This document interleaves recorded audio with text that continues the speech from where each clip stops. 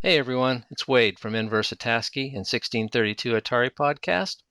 You know, sometimes I need a break from all things Atari. So when I'm not shortcutting podcast research, flubbing a podcast recording, or mangling a podcast production, or playing an Atari game, I take my mind off Atari and listen to the SNES podcast. Cut! He said cut! How was that? Good. You were not too far off in regards to bungling a podcast from start to finish.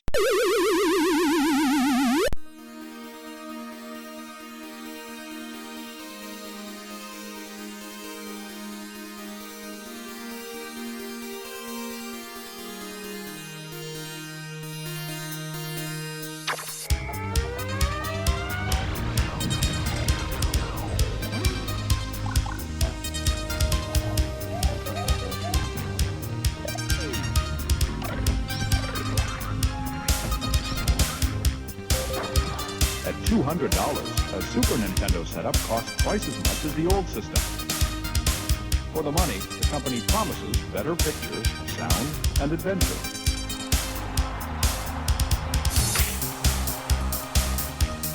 Now you're playing with power, super power. You're the king, I tell you! The king! Only for Super NES.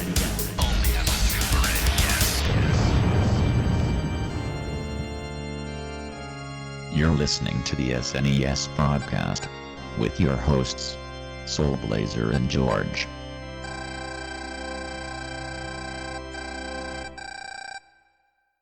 Hello everybody, welcome to Super NES Podcast, episode number 76 coming at you for your listening pleasure. I am Greg, he is George. That's me. Wanted to make sure that I got you in here nice and early here, George. But usually the person who usually does the podcast should get introduced secondary. Yep. So besides the two of us, we're also once again very honored to be joined by a special co-host tonight. As I said before, we're having a whole bunch of guest episodes coming up here, and they coming back to the podcast after quite a while, I think. Been over a year, I think, since he was last on the podcast. We're very pleased to welcome back Nick Baldridge. Oh, the honor's all mine, gents. How's it going tonight, Nick? Oh, it's going very well, thank you. How about you? Doing all right. Just trying to stay cool. It's definitely summer's definitely come to the Northeast like with vengeance finally. So. Oh man. It's been here in the South for a while. Yeah, I've heard. Yes. So last time Nick was on the podcast, he talked about a very obscure platformer they used to rent when he was younger. So obscure I can't remember. So obscure and it's a generic name. I can't recall the name of it. Incantation, yes. But at the time, I did not know that Nick was such a big pinball fanatic that he is. So in hindsight, I was like, well, stupid. It's stupid. We should have had him on to talk about pinball game. So we were correcting that oversight like this episode. We're talking about one of the few pinball games to port to Super NES, Pinball Dreams, which is a port of a pinball game originally came out for the Amiga in 1992. That was developed. The Super NES version was developed by Spidersoft and published by GameTech, the Super NES in 1994. So as Awakening started here, I only had very brief exposure with this game as a kid, seeing the game in a friend's house, like an Amiga, shortly after it came out. George, you didn't have experience with this game previously for this podcast, right? Nope. Okay. And Nick, you were saying off mic that the only experience you had this game like was the Game Boy version. That's correct. So, yep. This is kind of like a first look at the Super NES version of this game, like for all three of us. But yeah. So it was actually pretty interesting. Kind of a segue question, Nick. I'm going to put you on the spot here for a moment. I know anybody who knows, who listens to your podcast or sees your work, that you're a huge pinball fan. I enjoy pinball. It's hard to find a physical table anymore these days, but I do play it. I play it every chance I get. Every chance I get, and I do a lot of a virtual pinball playing. I had the Williams collection and the Microsoft collection and like some other stuff. But I've talked to some other retro video gaming fans who just don't get pinball for one reason or another. They tried to play it. It doesn't appeal to them. They just can't get the appeal of it. What would you say to somebody like that who has tried to try the game and just can't get into it? Do you think the actual table itself makes a big difference, or is there certain? Do you think that certain people just don't quote unquote get what they feel pinball is? Well, I can really only speak to my personal experience with that, because I came up in the age where video games were starting to become more common than pinball. Pinball machines had started falling into disrepair, towards the late 80s. There were still new ones, that were being put out, but operators weren't keeping up with the maintenance as well as they had used to, because they weren't earning as much money as the video games, which required much less maintenance. And then there was a small resurgence in the 90s, and but the people who had kind of gotten used to video games really didn't cross over very much. So I got into it because both of my parents were actually into pinball, and in the early 80s and before. And so I always had a soft spot for it. But the thing that really sets pinball apart from video games is the saying that Harry Williams coined, the ball is wild. So in a video game, let's say Pac-Man, you have set patterns that you can follow to achieve victory. With a pinball machine, there are certain objectives that you need to complete, but you have physics that you're fighting in gravity. And those things are not easily overcome necessarily, depending on your skill level. So the other thing that sets pinball apart is the fact that you can win free games. And depending on the area that you came up in, of course, because actually free games were illegal in a few states. And in those instances, you would only receive extra balls, up to 10 in a stack. But replays allowed me, as a child, to extend my quarter. You put a quarter in a video game, you play your 3 lives, and you're done. Maybe you get an extra life. With pinball, you may get an extra ball, but you may also get an entirely separate free game. And that was really powerful for me as a cheap kid. But the odds of being able to get that free game were very, very, very small. I think I counted on one hand the number of times I was able to actually pull that off.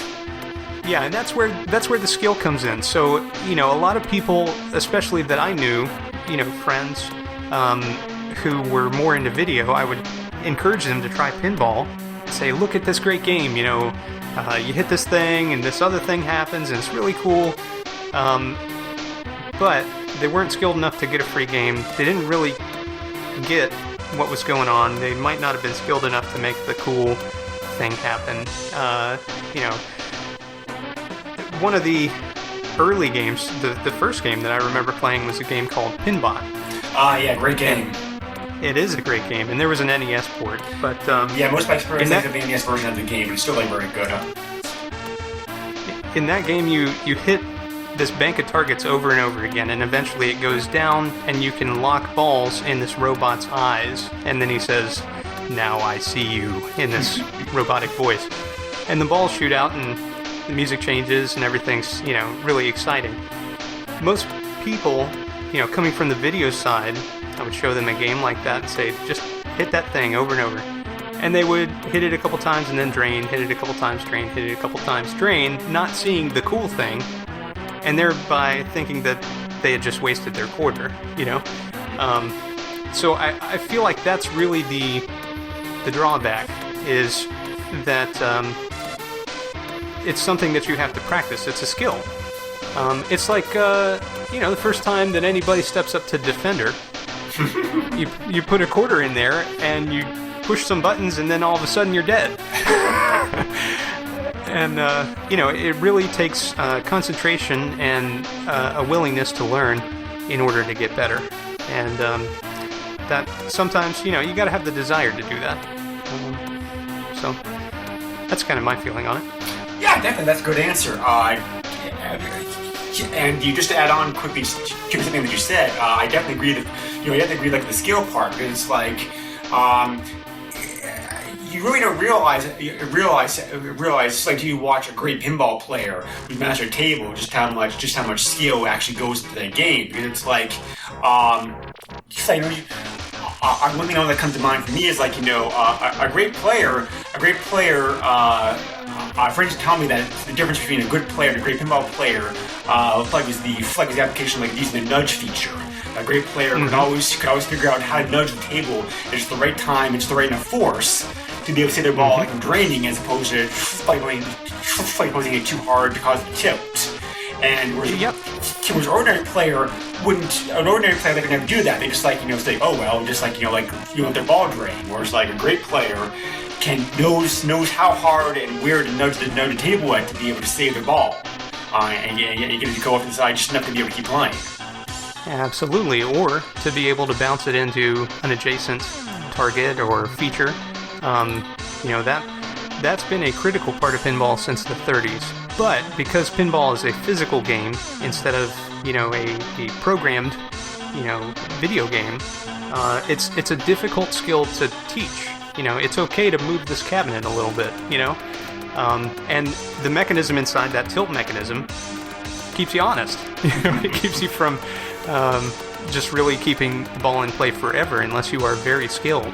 So it's just quite a different thing from a video game as far as the physicality of it, and that's part of what I enjoy so much is the mechanics. I think the thing is, arcade games versus like pinball tables is that you do kind of gain that skill slowly over time with the whole bumping the table and everything. The thing is with the games is that it's quicker to get gratification than playing the pinball, and that's why the video games are easier or more appealing to people. And that's the whole thing. But it's a shame because pinball's awesome, but you need patience. I would agree with that assessment entirely. That's a good perspective, George. Thank you. You're welcome. Yeah, definitely. So thank you very much to both of you, your insight into that. So video game pinball games tend to fall into two camps. You either have the virtual games, which are tables that try to replicate an actual pinball table down to the last bit. For example, the Williams collection, the Microsoft collections, etc. And then you also have the more video game versions which they simulate a bit of a pinball table. There's also some video game elements to it. Pinball Dreams definitely falls in that latter category. I have the Williams collection, and I think the Williams collection is very good. I like it. It's remarkable realism down the table. In fact, the realism is so good that Nick, do you know who Scott Schreiber is? He's on Retro Gaming Roundup and does some other podcasts. He's also a big pinball fan. I've heard him on Retro Gaming Roundup. Yeah, he did a bit once about a year ago, I want to say, where it was because he has several several pinball tables, and so he was talking about one day how he was checking out the Williams collection for his Wii. This is very comparing the games on the tables on there, visitors to his actual physical examples, and he was playing this one game, and he's like, hey, there's no light up here in this area, what's going on here? So he assumed that the video game wasn't aiming the table correctly. But later on, he went down to look later on, I went down to look at his physical table, and sure enough, there was a light burned out there that he never knew about. So, it's like the realism that they did in trying to recreate those games as perfectly as possible, it really shows. I think that Williams collection's also on PS2. Yeah, it's on a bunch of systems. So that'd be an interesting thing to take a look at. Like on the 360, but I have the 360 version. So is it? Yeah. Okay. And PS3 as well. Right. I'm a big fan of the virtual collections. Not so much so the video game ones, because I think that they've been hit or miss over the years. I would agree. Yeah. And Pinball Dreams is definitely a great example. I think of that kind of pinball game, because I think it kind of, without really spoiling anything too much, I think it kind of succeeds and fails in various levels about trying to be like a good pinball game.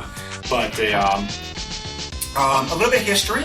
Like I said, this game originally came out with the Amiga back in 1992. It was developed by a company called Digital Illusions.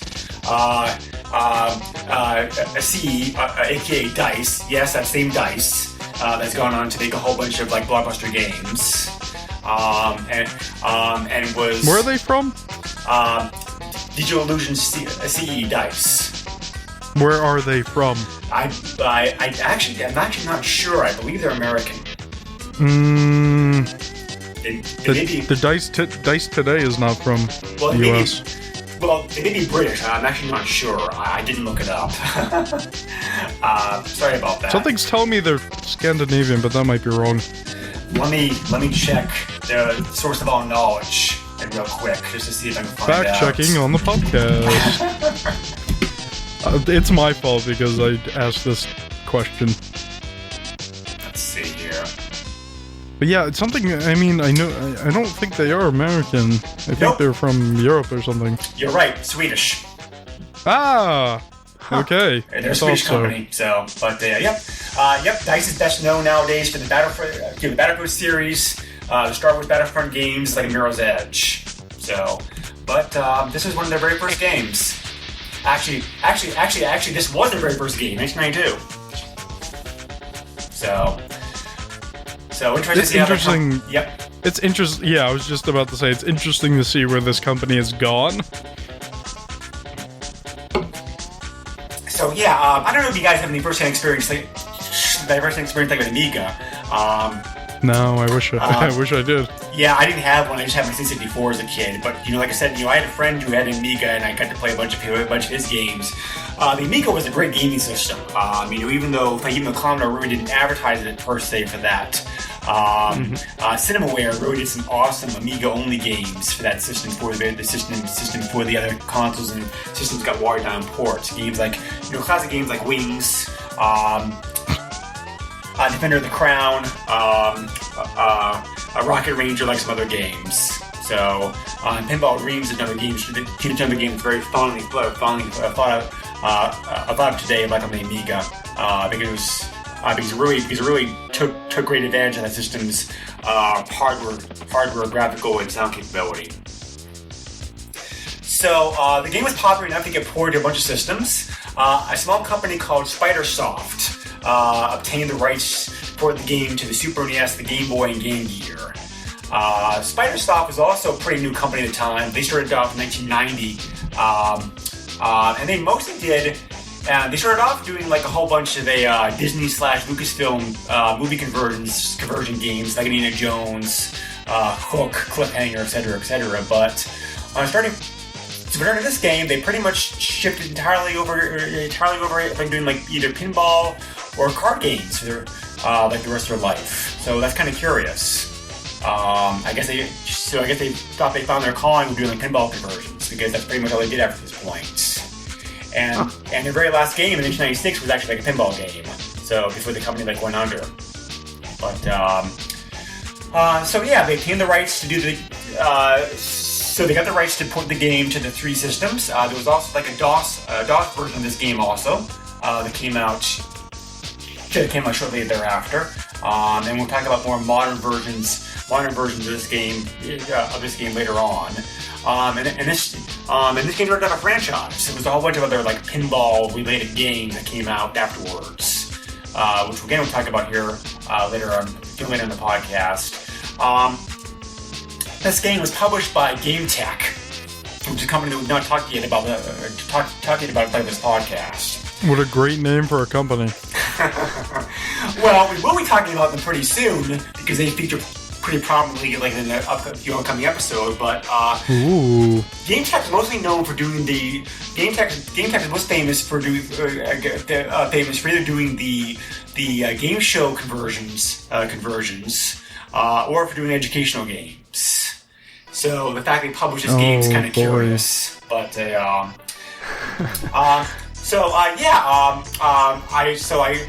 took a look at the Amiga version, like on YouTube to compare the games, and I also, like I said, played the Game Boy and Game Gear versions briefly to compare them, and just like all three versions of these games do a very good job of porting the Amiga game very well. The Super NES game is really just kind of like just a watered down, slightly version original Amiga game. The graphics and the music are a little bit weaker because of the fact that the Super NES hardware wasn't quite as capable as the Amiga stuff was. They moved the status bar from the top of the screen, that was in the Amiga version, to the bottom of the screen, to the Super NES version. I'm not sure why they did that, but whatever.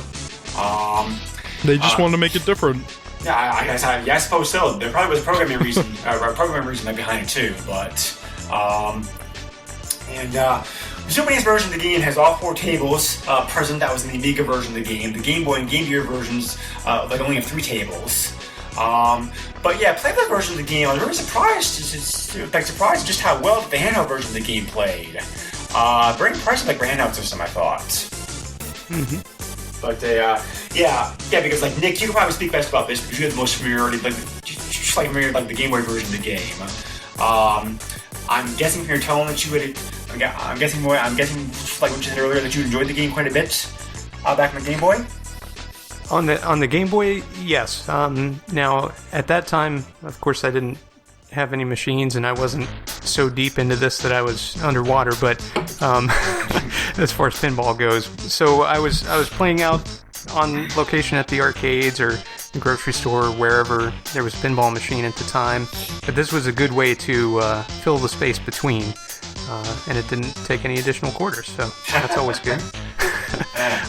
But yeah, I was fairly impressed with the scrolling and panning that the Game Boy was able to do without it becoming, completely unplayable. I think they did a pretty good job on the portable one.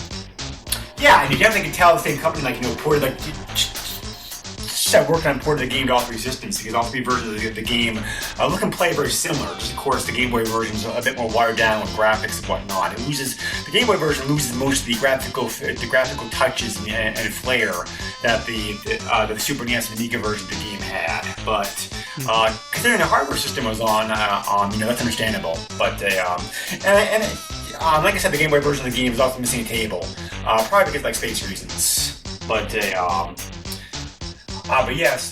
so this version of the game came out in 1994, and for the time it came out, 4 tables was a pretty good selection.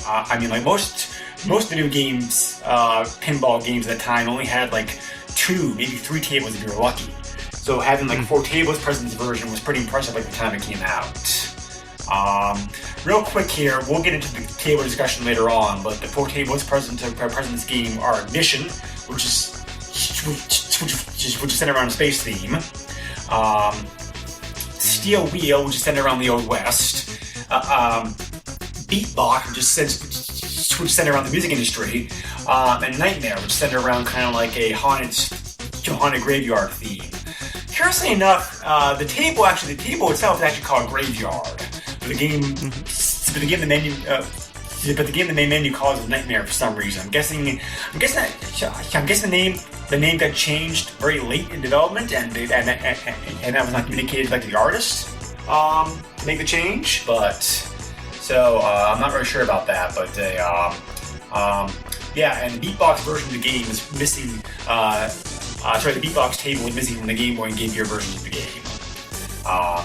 Just too much to handle. Cart size. I mean, those carts were smaller.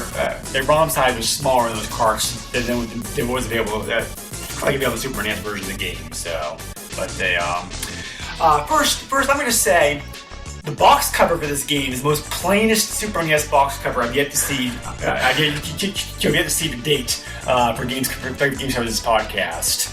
All it is just a steel pinball in flight. Where's Wonderful. it going? Yeah. Cuba. So very, very curious, but so doing the research like in this game, DICE tried to make the game as realistic as possible, given the limitations of computer hardware at the time, and we can talk about this later on, but I think that they were trying to emulate. I couldn't find this anywhere in print, but it certainly feels like playing this game in these tables. I think they realized that they probably could do a good job of trying to play a quote unquote modern pinball table that was coming out of the time period because I think I mentioned earlier, pinball tables in the 90s started going through resurgence. They were getting to be a lot more complicated, a lot more electronic based. Whatnot. I think DICE was afraid that they tried to replicate one of those tables of the Amiga, that they would fail miserably.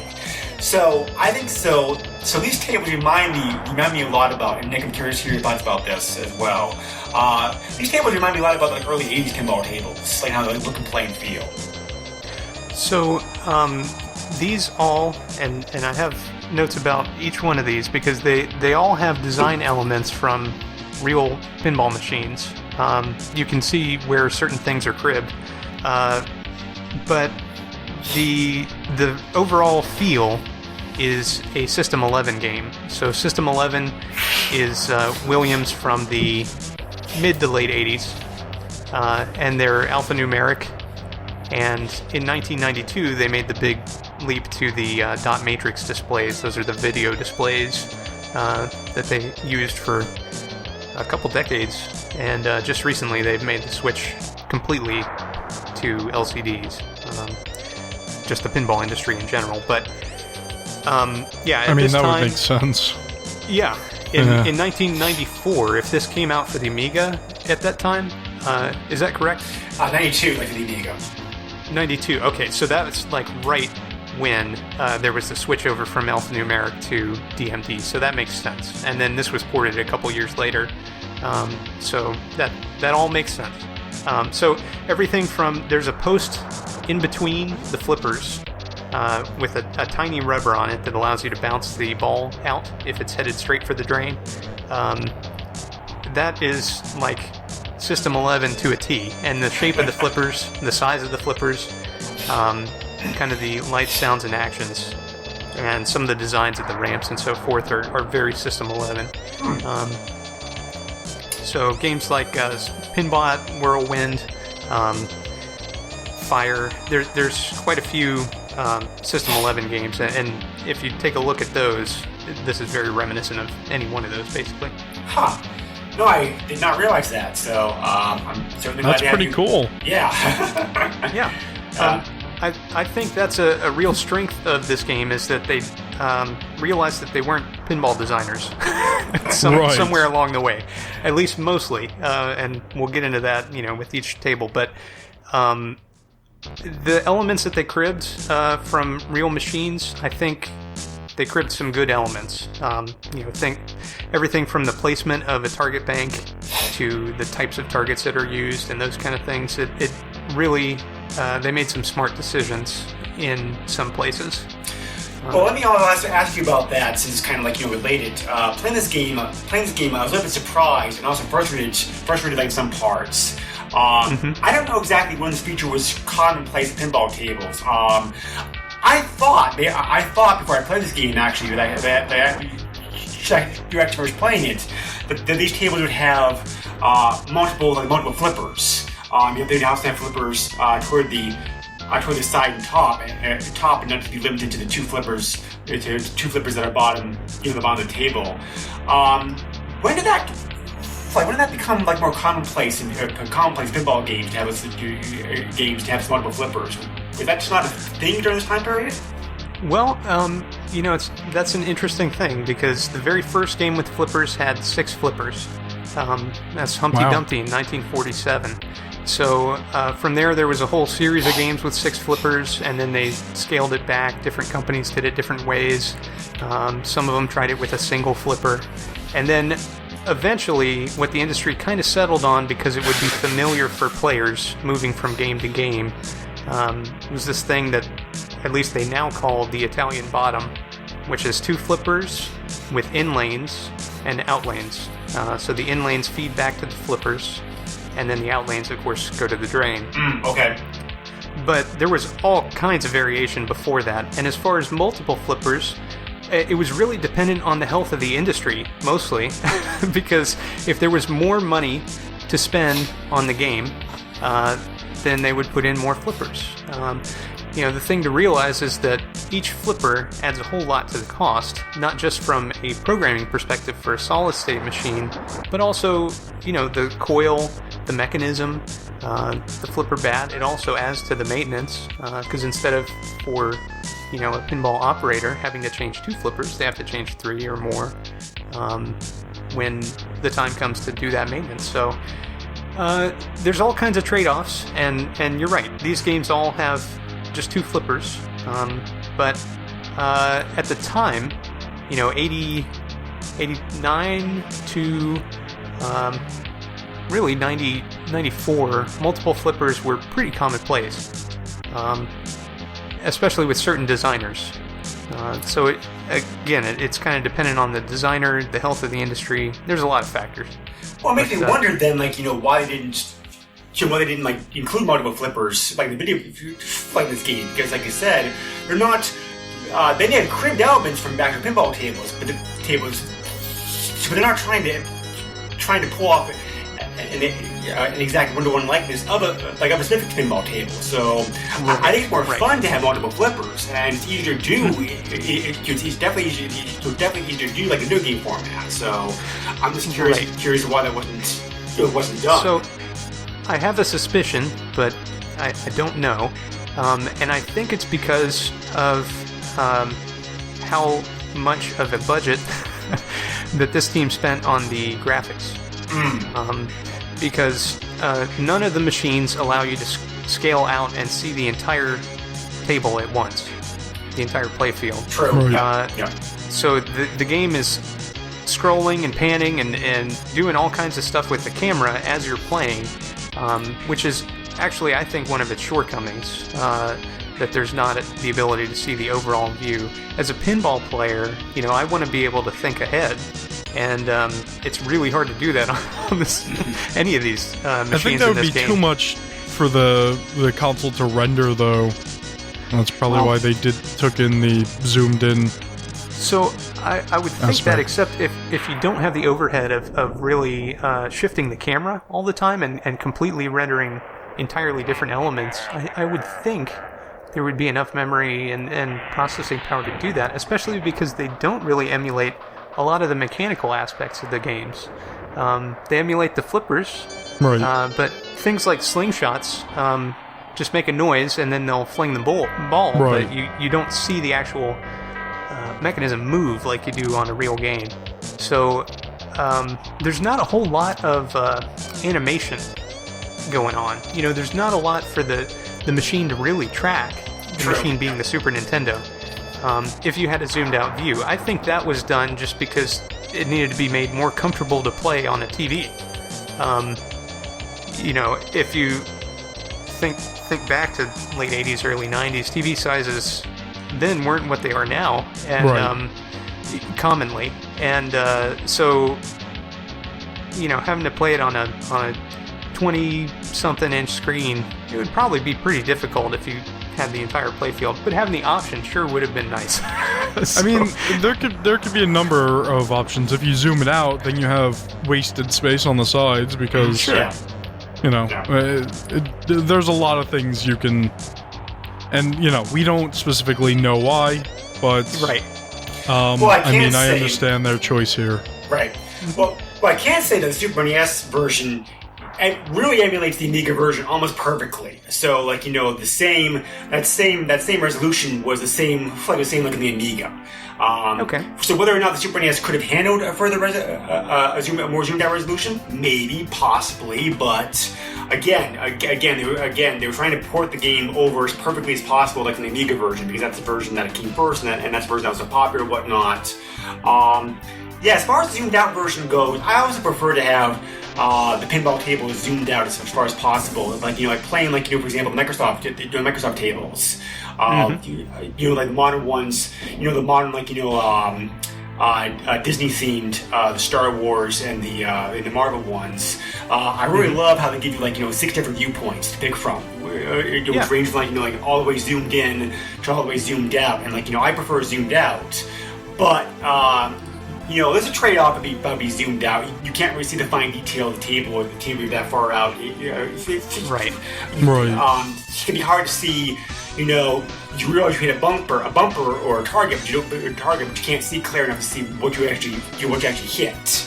Or what it's doing. Right, exactly. So, as far as the compromise goes, I have seen pinball games zoomed in even closer to this one, which are always possible to play. So, Right. I think this takes me used to. I think with the resolution, but I think once you get used to it, it's not that bad. Yeah. You see about a third of the playfield at any given time. Right. Yeah. Which is pretty good. It's pretty good. You know, and it scrolls pretty well to keep up the pinball. So it's like, you know, there's no like jerky motions or lag or anything. She's like, that's also a plus. Mm-hmm. But yeah, I'm glad you also noticed. Yeah, I'm glad you mentioned the resolution because that definitely was a talking point for me as well. And I'm like, this resolution's not great, but I can get used to it. Yeah. Hey, that's the power of the SNES. Well, like I said, if this game was a straight brand new pinball game and not a port, maybe they could have done it differently. But who knows? Yeah, but like I said, they Let's were go trying ask to. Dice. Well, not Dice. Dice is they're Spider Slots. The people, they're the people handling the port. But yeah, and the resolution angles it's like the exact same in the Game Boy and Game Gear versions as well. So, but so all three of those versions look very similar actually, which is a credit I think to the porting efforts. But controls of the game like pretty easy. Like pretty straightforward. Like no problems there. I got a bone to pick. There you go. Let's hear it. So you control the flippers with the left direction on the control pad and then the A button. That's pretty intuitive and good. And then when it comes to nudging, I mean, that's really, as we were talking earlier, it's almost like the heart of the game is how do you nudge, what direction, how much force, all that kind of stuff. And that's where virtual pinball typically has an issue, and this game is unfortunately no exception. There's only one force, and that is maximum, and you apply it only to the left or the right with the shoulder buttons, L and R. There's no way to bump the game forward and back, and people who play a lot of pinball, especially older pinball machines,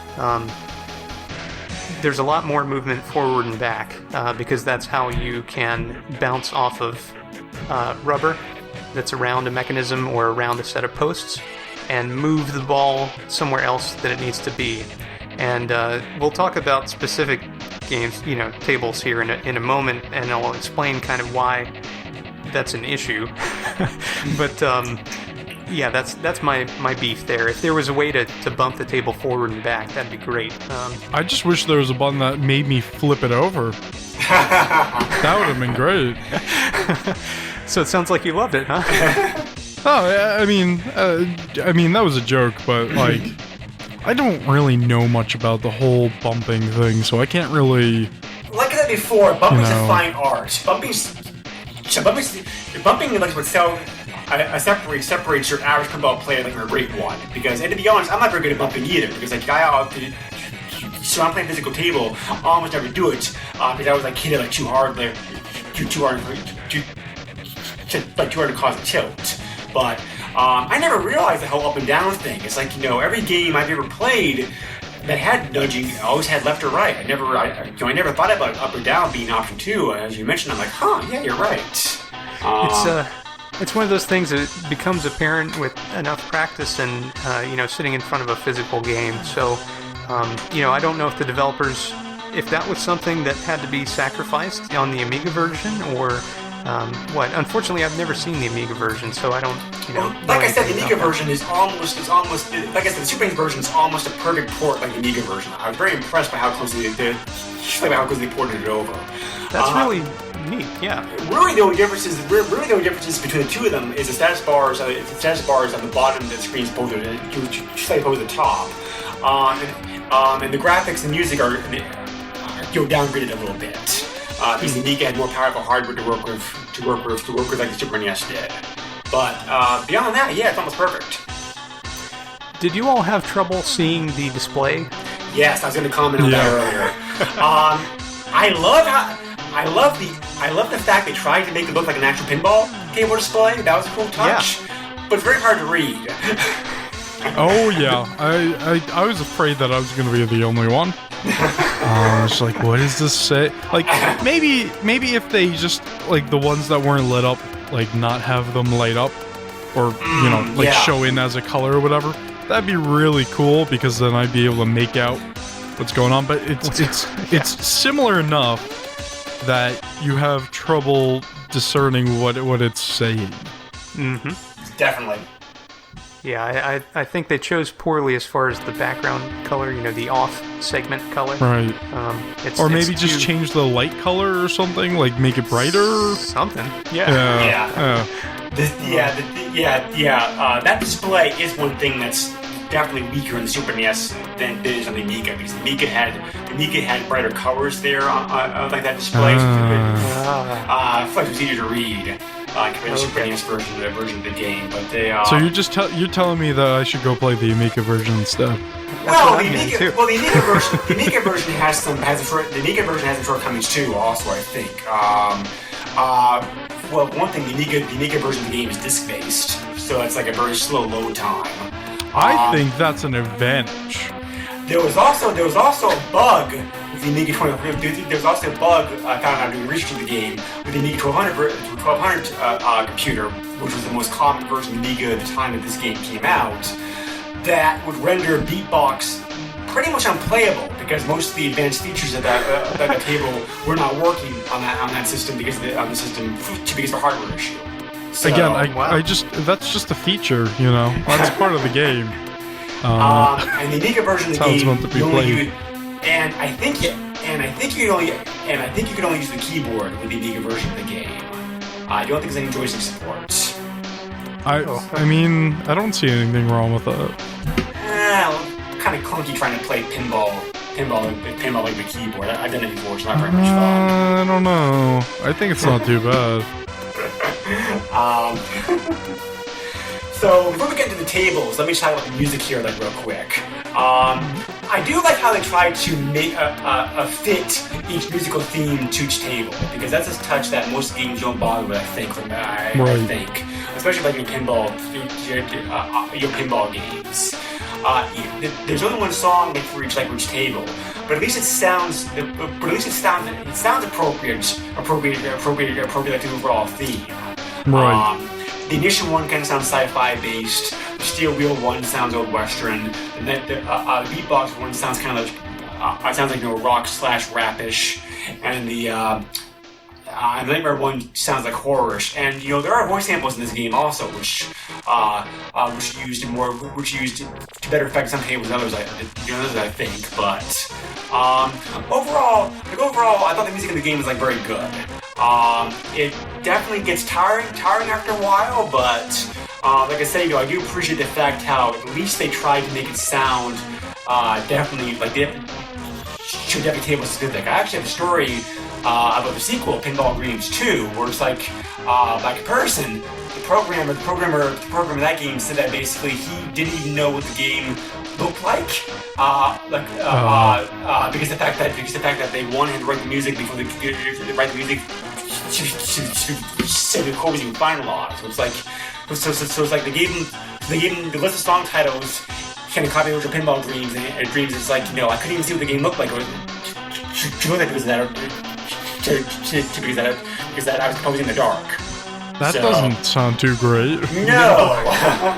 That's like, you know, that's like if you get a composer for like a video game today, and it's like, all right, we're not going to show you the video game, but we're going to tell you what it's about, and we want you to compose music to fit the game.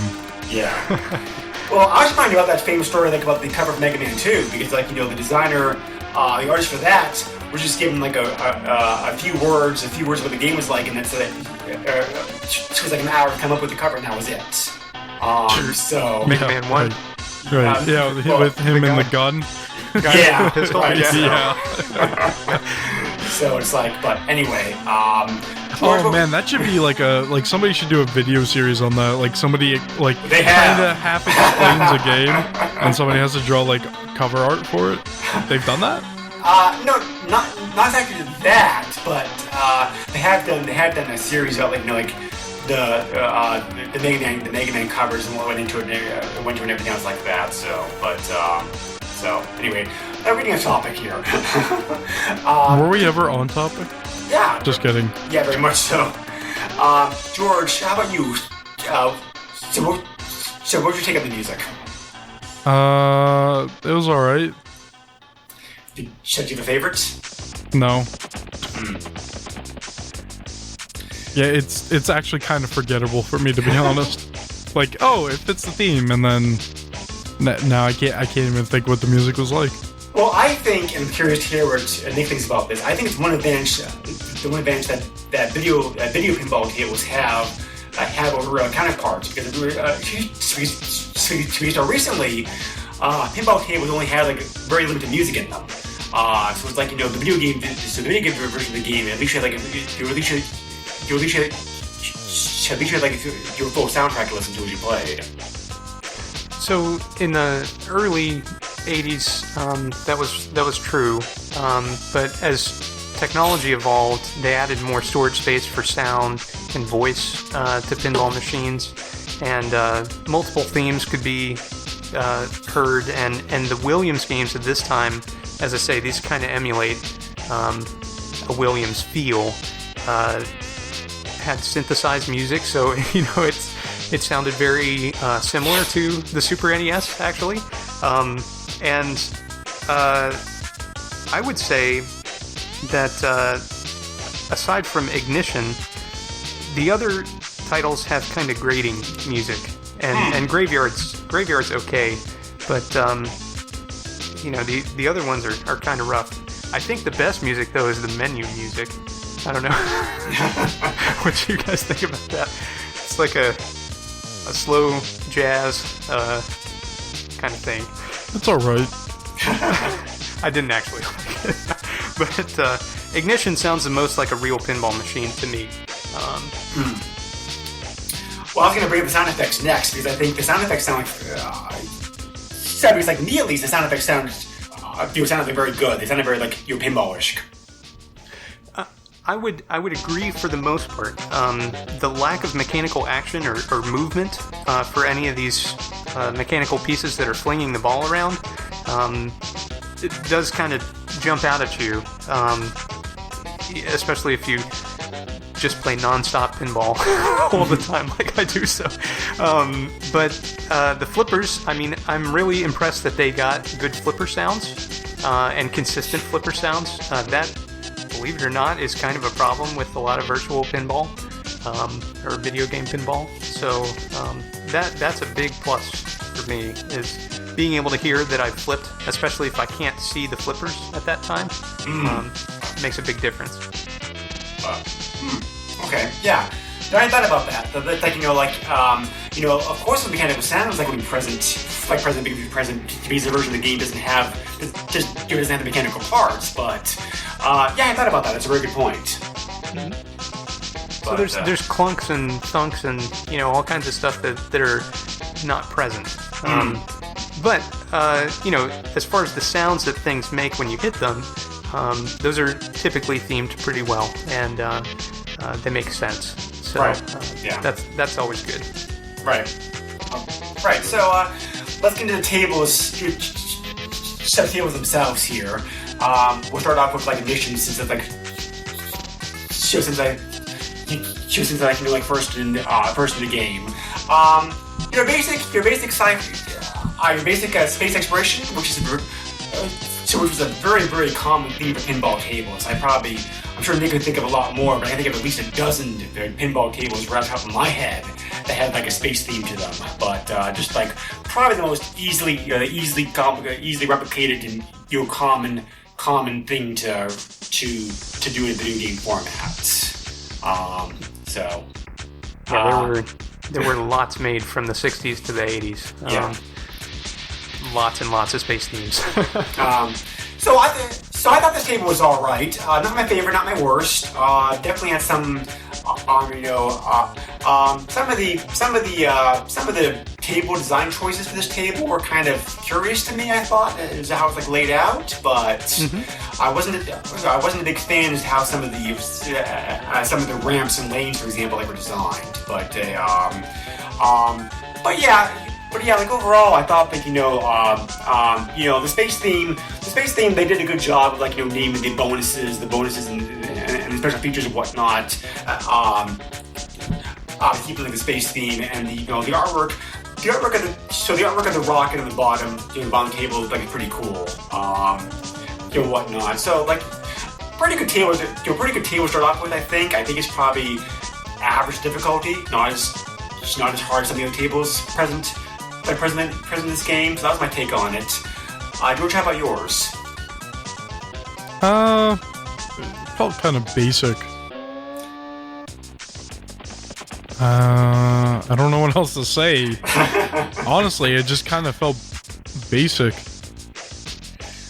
Well, I think it is kind of a more simplistic table, like I was saying, versus some of the other ones. But yeah, that's not always a bad thing to have a simple table. As long as it's fun. But it's definitely, definitely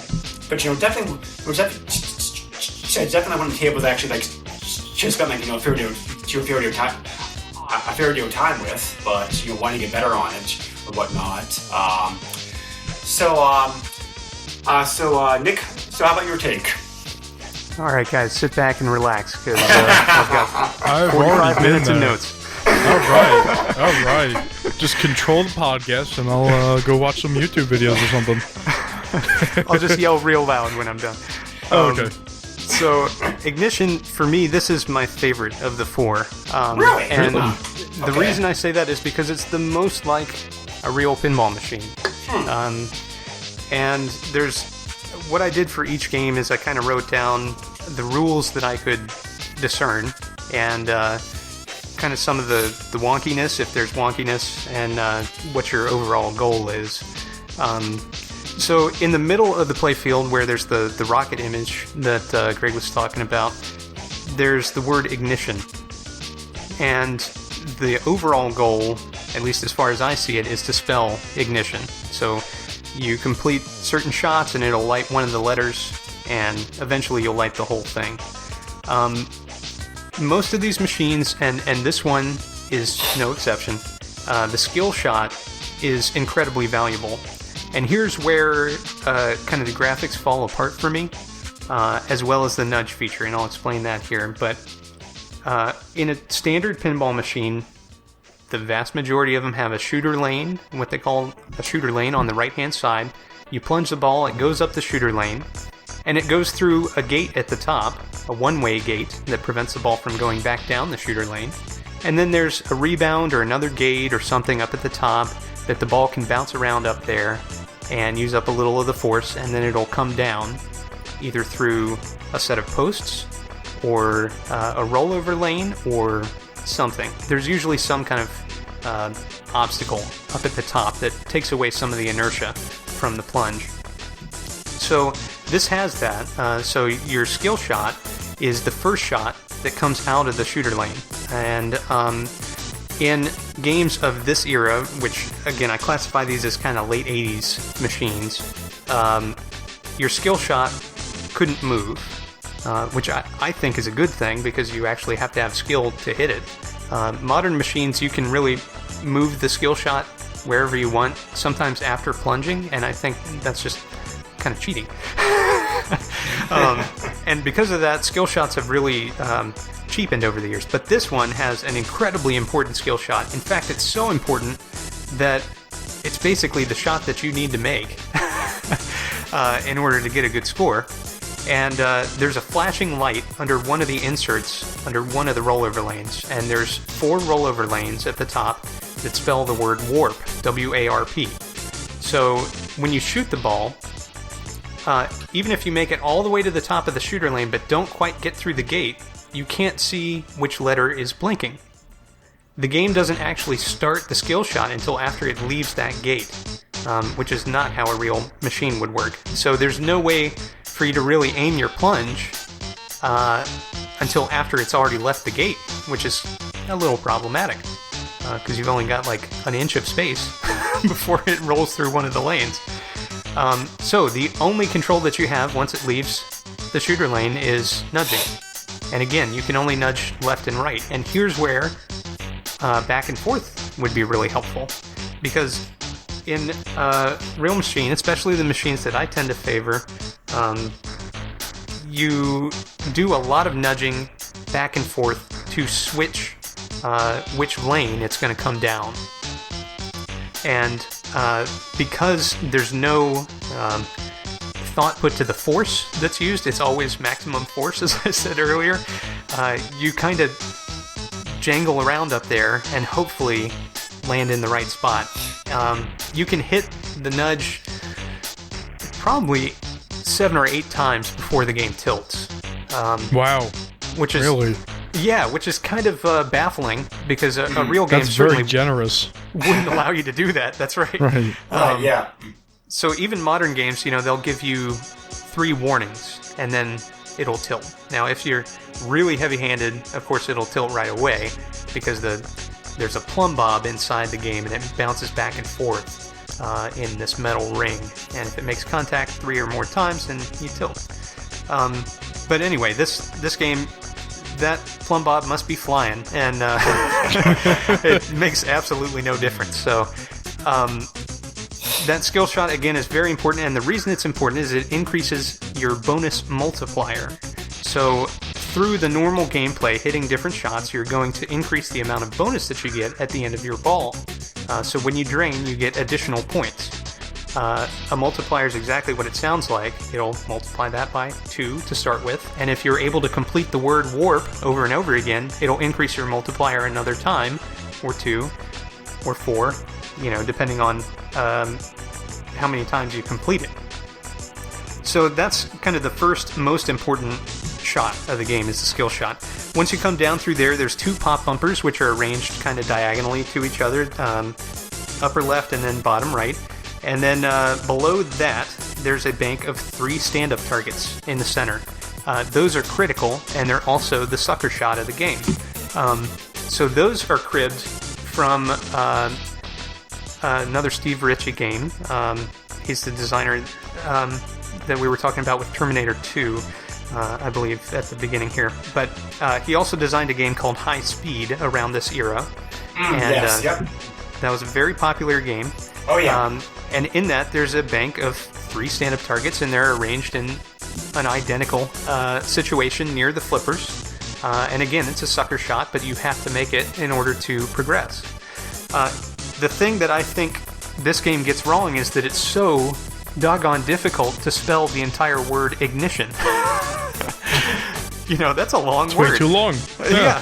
So you have to complete that bank of 3 targets 8 times in order to spell ignition, which I think is just ridiculous. Yeah, it is. In High Speed, for example, you have to complete that bank once.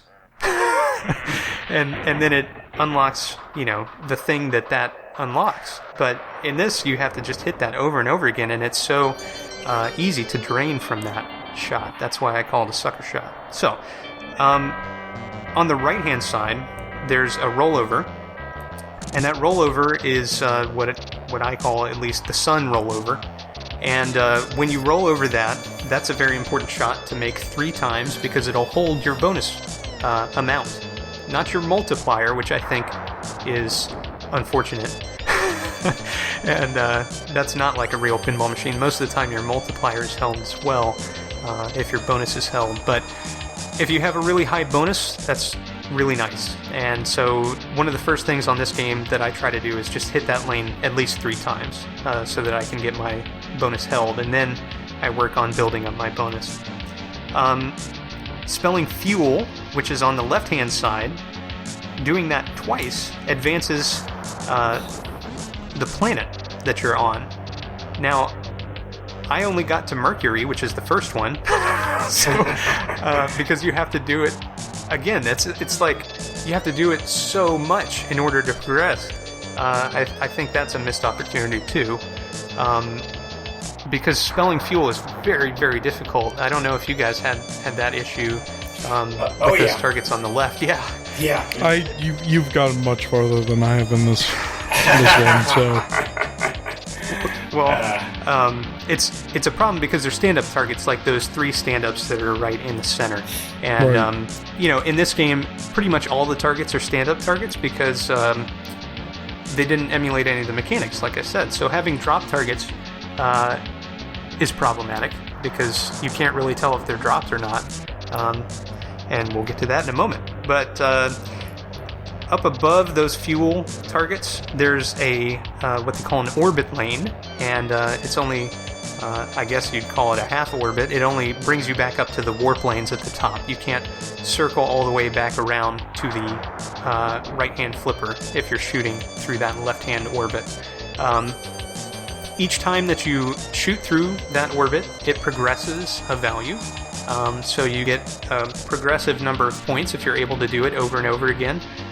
Then you'll get a whole heck of a lot of points, up to, actually I wrote it down, up to oh man, 10 million. 10 million points for one shot. Now, if you're able to do that, I would love to see that. I've managed to do it twice in a row, and I felt really good about that. Yeah, the other thing that this machine has is a kick-out hole, which is to the right of that orbit shot, and that kick-out hole has a progressive value as well. I'm not certain how that value advances, but it does somehow, and you collect it from the kick-out hole. And then to the right of that, up above the upper left pop bumper, there are 2 drop targets, and I just mentioned how problematic that would be. I was serious. So, when they're not dropped, they are red rectangles, and when they're dropped, they are slightly bigger red rectangles. So it's very difficult to tell if they're dropped, and your reward for dropping both of them is a couple points, and that's it. There's no sound effect. There's nothing to tell you that the drop targets have reset. There's absolutely nothing visual. So that's kind of a letdown. I really like drop targets in games, and I was hopeful that would be cool, but it's not. So, and that's pretty much all I have for that one. And as I said, that one's my favorite, so probably I'll get less detailed as we go. Well, this is why we brought you on the podcast, Nick, because you're the expert with pinball tables. Yeah, just all these notes that you wrote, it's crazy. Yeah. I mean, like, you definitely have a lot more appreciation and finer eye for this stuff than I do. I mean, I enjoyed playing it, but like I didn't even notice half those things. So kudos to you for that. I'm curious if the manual describes these in some way. I don't have the manual, unfortunately, so I don't know, but... it does a little bit. It does not go into that much detail, however. The manual is pretty bare bones, actually. I mean, because I did look at it also online. It talks about it talks about the unique features of each table and how to get the bonuses and whatnot. But it doesn't really go into minute detail as to how it calculates score and everything else like that. Okay. But good to know.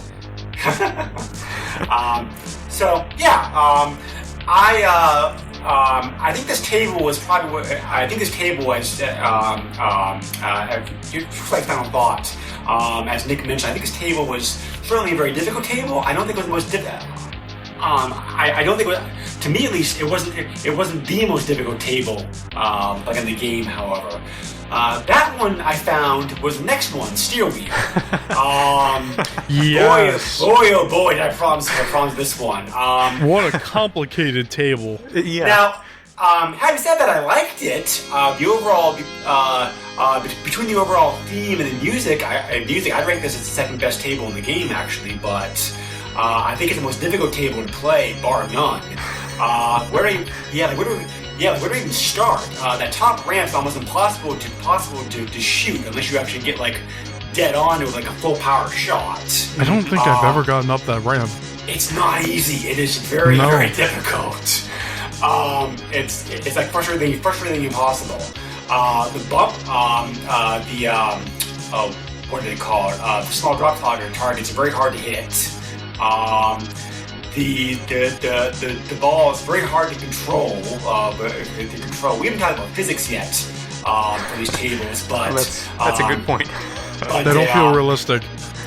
Well, I think the time this came out, that they were they were reasonably realistic physics for the time period that this table was developed. Okay. I mean, of course, modern pinball tables have done a better job of physics. For example, the Xbox Live tables that are playing are much better at physics. But I think when Are you it came talking out, about Pinball FX or what? Yeah, Pinball FX tables. There's a few things, I think. Sorry, yeah, the Pinball FX2 tables. The physics of those tables are great. By today's standards, these physics have some problems. But I think the time it came out, they did a pretty good job. Again, based on the hardware that this game was written for. I think they did a pretty good job with the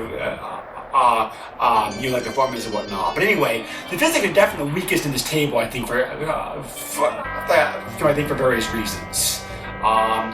I really love the theme. The Old West themes are not very commonly found in pinball games.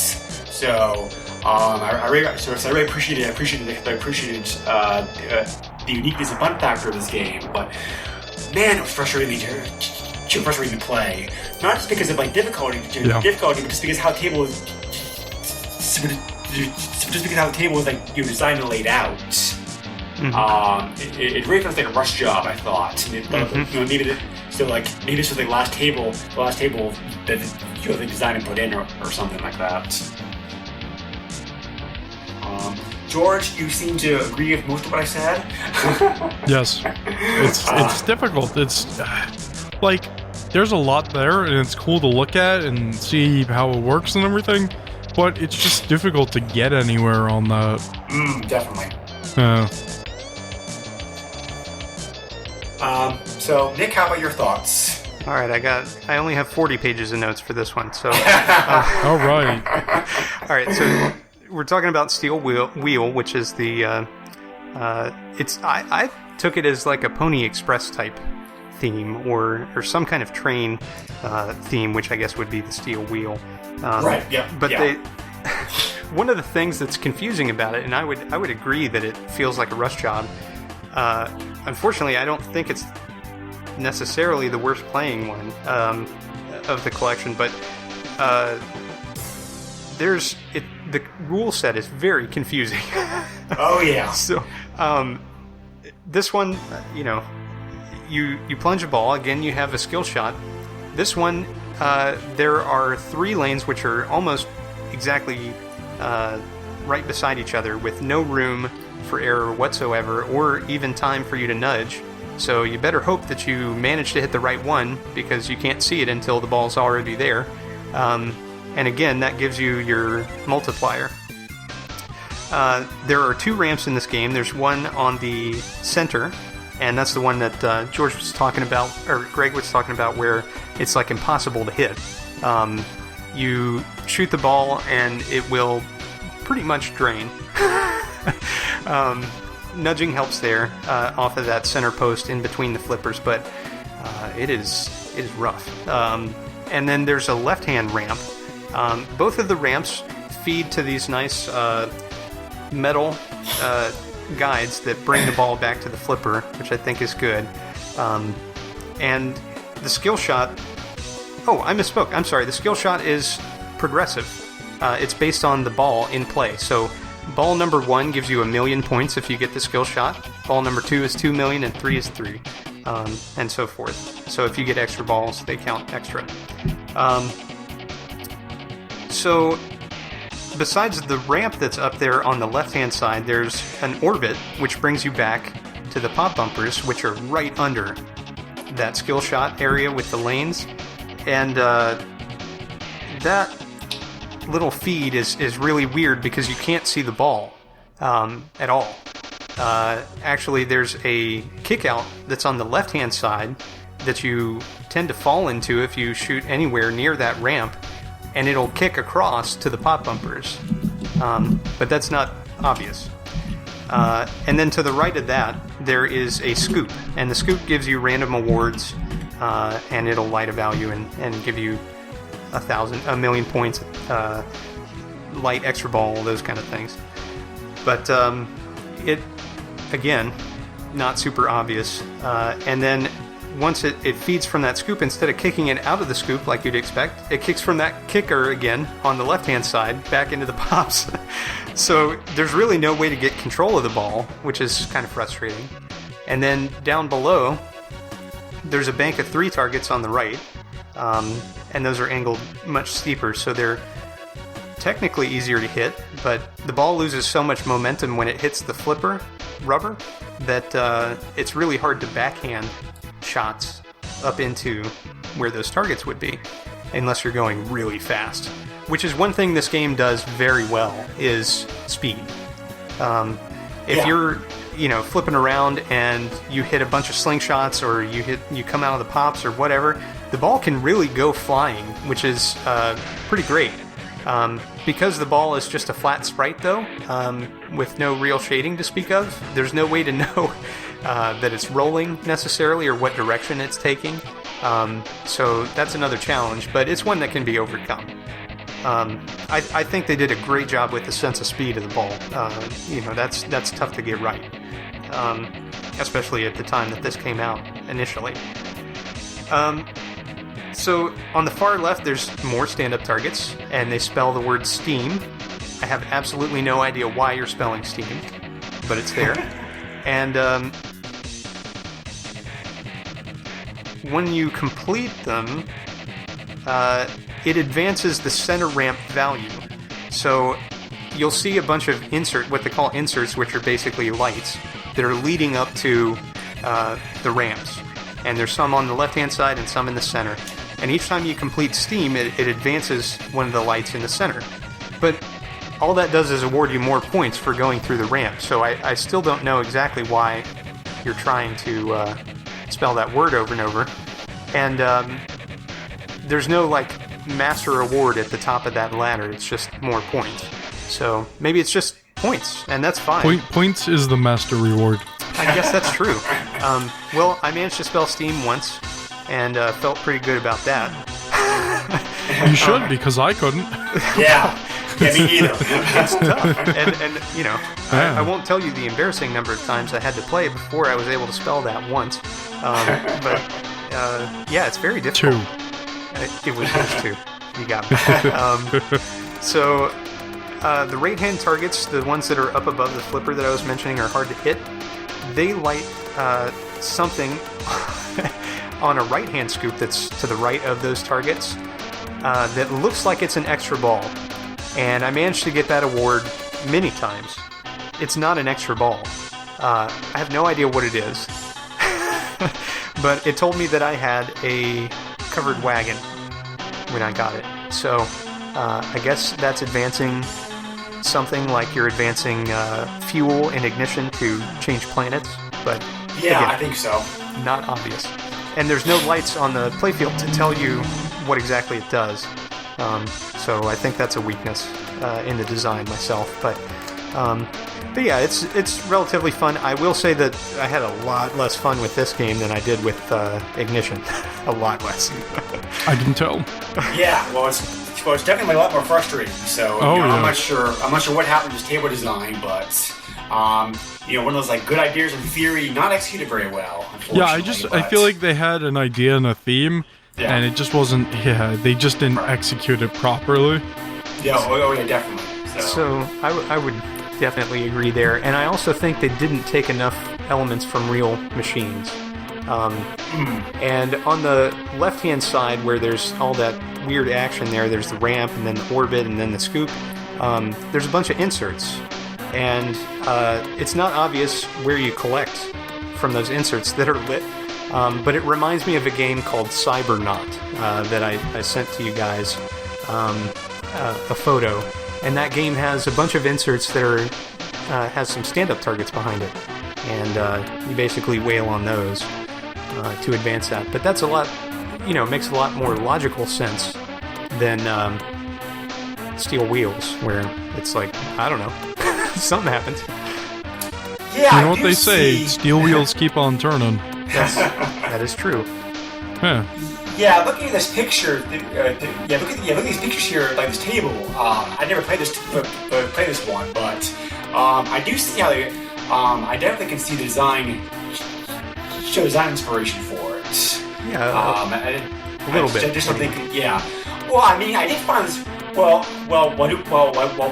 we're doing research on this podcast. I also found a blurb like the developers of this game, that they were trying to use table elements, table elements Pinball Dreams, like to be possible to build in reality. Trying to real physical pinball table. So. I think it's both a good thing and a bad thing, because it's like a good thing. It was good in that sense that they were trying to simulate a realistic table in video game format. But it's also like there's nothing wrong with like putting in video game elements in this also to spice it up some. I think them trying to adhere to realism so much made for some bigger tables unfortunately like this one. Well, I would say that they didn't go real enough, with it, because pinball designers is a job for a reason, I would say, and I just feel like this one just didn't spend enough time in the cooker, Yeah. Because in real pinball design, they move stuff millimeters. In order to make the shots feel better and for you to be able to achieve them. So I just feel like they didn't spend enough time testing it and moving stuff around. But, it's an attempt. So that's good. Yeah.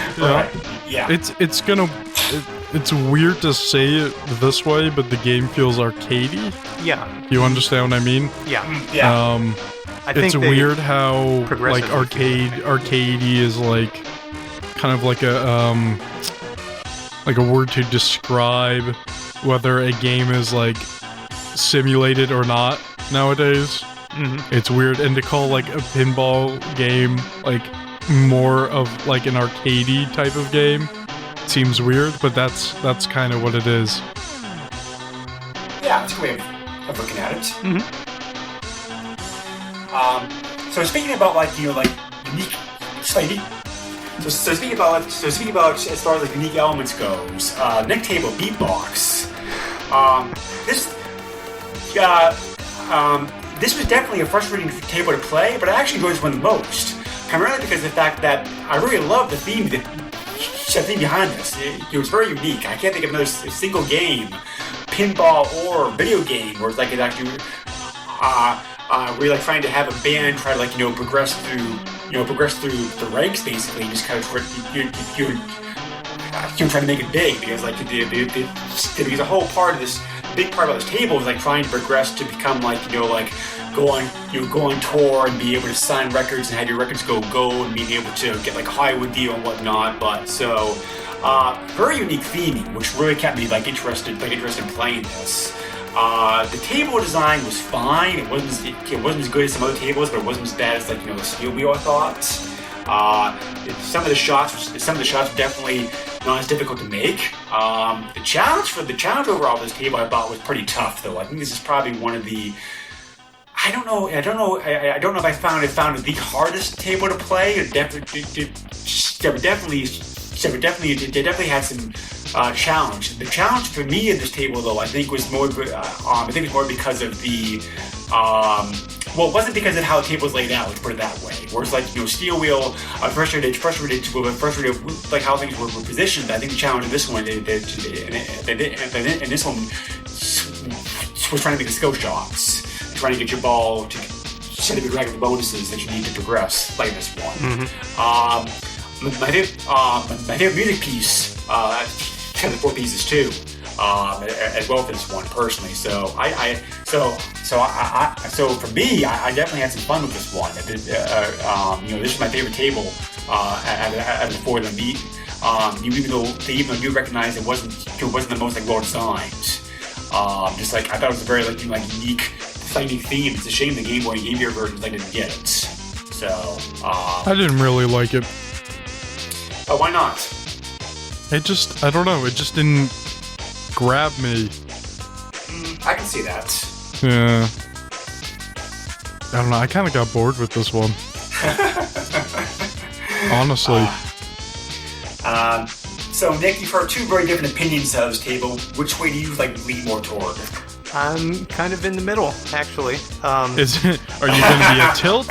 Is it going to be a full tilt, or just a careful nudge? That's how we should rate these tables. Is it a tilt or just a nudge? Beatbox, this one compares unfavorably, I guess, to a game called High Score Pool. That's another one I sent you an image for. The problem with that game is that there's this kind of playfield overlay that's on top of it that actually hides the ball most of the time while you're playing.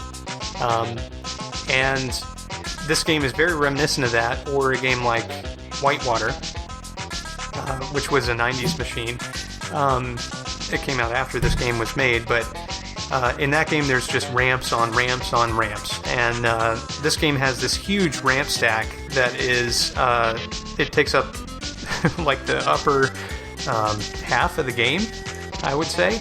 Sounds like a real rampage. It is a rampage. And it hides the ball in such a way that it makes it very difficult, especially from the plunge. The only time that you hit the pops is from the plunge, basically. There is an orbit shot that brings you back to the pops, but there's really no purpose in it because the skill or the multiplier advance is actually up the ramps. So this one I have a hard time with, because High Score Pool is one of those games where it's like it's fun, it's pinball, but it's almost impossible to play because you can't see the thing. So this game also suffers from a reliance too much on one flipper, and that's the right-hand flipper. Pretty much every shot that you need to make is from the right-hand flipper, and there's one shot that you need to make from the left-hand flipper, and that's okay if you're able to make some of the shots at least with the left-hand flipper too, but you can't. You pretty much have to get the ball over to the right in order to progress in this machine. So I mentioned about the bonus multipliers. To do that, you hit the left ramp, and there are multiple paths that the ball can take when it's up in that ramp. One comes down and feeds the left-hand flipper. One comes down and goes through lanes that are lit. And a feature of Williams games from the early 80s on was the ability to do lane change. That's what they called it, where it would change the lit lanes. So if you were spelling like on ignition warp, and you go through and light the W, you can actually move which one is lit for the next time the ball comes through, and that way you can light A instead of having it not light anything, because the ball had already traveled through, if that makes sense. So this is the same way. You can move the lit lane, and when you complete them, you advance your bonus multiplier. To get the tours started, or to get through to light records or video deals or any of that. You have to complete shots around the playfield, and the shots that you have to complete are basically ramps. So there's a ramp that you can hit on the far left, and that's the one that feeds everything. There's a shorter ramp on the left, and I believe there's a third entrance on the right-hand side, but I don't recall off the top of my head. Hitting each of those 3 times will light one of those modes, is what we'd call them in a modern machine. So lighting your single or lighting your video, those kind of things. And then you collect them from a scoop that's on the right. But again, you pretty much hit everything from the right flipper except that one ramp, I believe. And to start tours, you have to hit these stand-up targets, and one of them says the word Europe, and the other one says the word USA, or the abbreviation USA. And you hit them over and over again, and they say Europe, Europe, Europe. And then finally, when you go up a ramp, it'll start the tour, and it'll say European Tour, or USA Tour.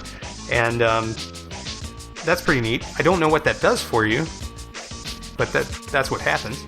And that's about all I know on that one. I thought it was easier than Ignition, and easier than Steel Wheels, but almost everything is. But I wasn't thrilled with the design. I felt like they could have moved some of the ramp stack around to make it so that the ball was more visible, and that would have helped.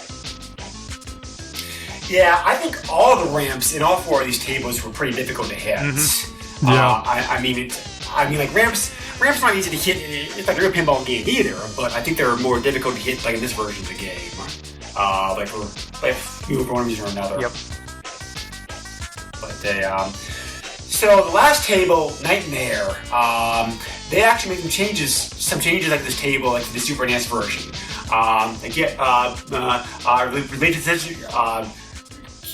Related to censorship that Nintendo had in place for many of their games this time period. The original Amiga version of the game had red blood under the top bumper. Ooh. Like in this game, and it also had That's crosses. a no-no. Yep. So that was changed to blue. Except this version of the table, and there was also crosses in the original version of the game that you have taken out. So slight censoring of the graphics here, like this table. I found this game to be the most difficult, the most frustrating, and the least fun, and least fun like me to play. Really, the most frustrating? Yeah, because it was most difficult for me. I had a very hard time making shots. I felt like this was the most bland table. Yeah, the theme wasn't very inspiring either, because because in theory, this is a great idea for a theme. I mean, Haunted House is one of my favorite pinball tables, and it uses kind of the whole like, you know, dark, spooky, curse thing. I don't remember when Haunted House came out. Nick, do you remember when that pinball table came out? Early 80s. Early 80s, yeah. So they may have been going for Haunted House inspired table here, this one, but it just fell short in so many levels, I thought. It should have been. The design should have been a hit. It just didn't work for numerous reasons. Like I said, I think the bumpers, the targets were positioned badly. Overall, it just wasn't designed well. Yeah, I mean, just like, not the worst designed table. I thought Steel Wheel was probably designed a little bit worse than this one was, but just like the overall frustration difficulty on this one, I definitely had the least. My highest score for this table was definitely the lowest side of the 4 tables. Right. That's why I think of it. It's not so great. Nick, do you agree with us, or do you hold this table with a little bit more like higher regard than we do? I completely agree with you. So. He probably only has 2 lines of notes. I do. No, I have 2 notebooks of notes for this one. Oh, okay, great. Can't wait. Buckle in. All right. This is why they call it Pinball Dreams, because I'm gonna dream about not this game. Dream about Ignition, because that's a better game. Yeah, right. So Graveyard, there's, again, multiple cribbed elements from other games. The first thing is the shooter lane. I don't know if you guys noticed this, but from the plunge, it doesn't go all the way up to the top of the playfield. It just comes out about a third of the way down, which has happened numerous times on games. You know, modern examples would be, I think, South Park and Simpsons Pinball Party. Both of those have feeds like that. But the thing is that they don't have a target bank that the ball smacks into that's right above the drain. So I feel like that is not great design because, again, you can't see the entire playfield. So if you plunge your hardest just to see where the ball goes first, it goes straight down the drain, which is pretty terrible. So you really have to have a light touch on the plunge. There's no plunger skill shot. That means that, you know, from the shooter lane, there's nothing you're trying to hit. You're just trying to survive long enough to get to the flipper and then hopefully get somewhere good. You might be able to call this a survival horror. Almost. It's definitely a horror game. Oh yeah, it's very horrific.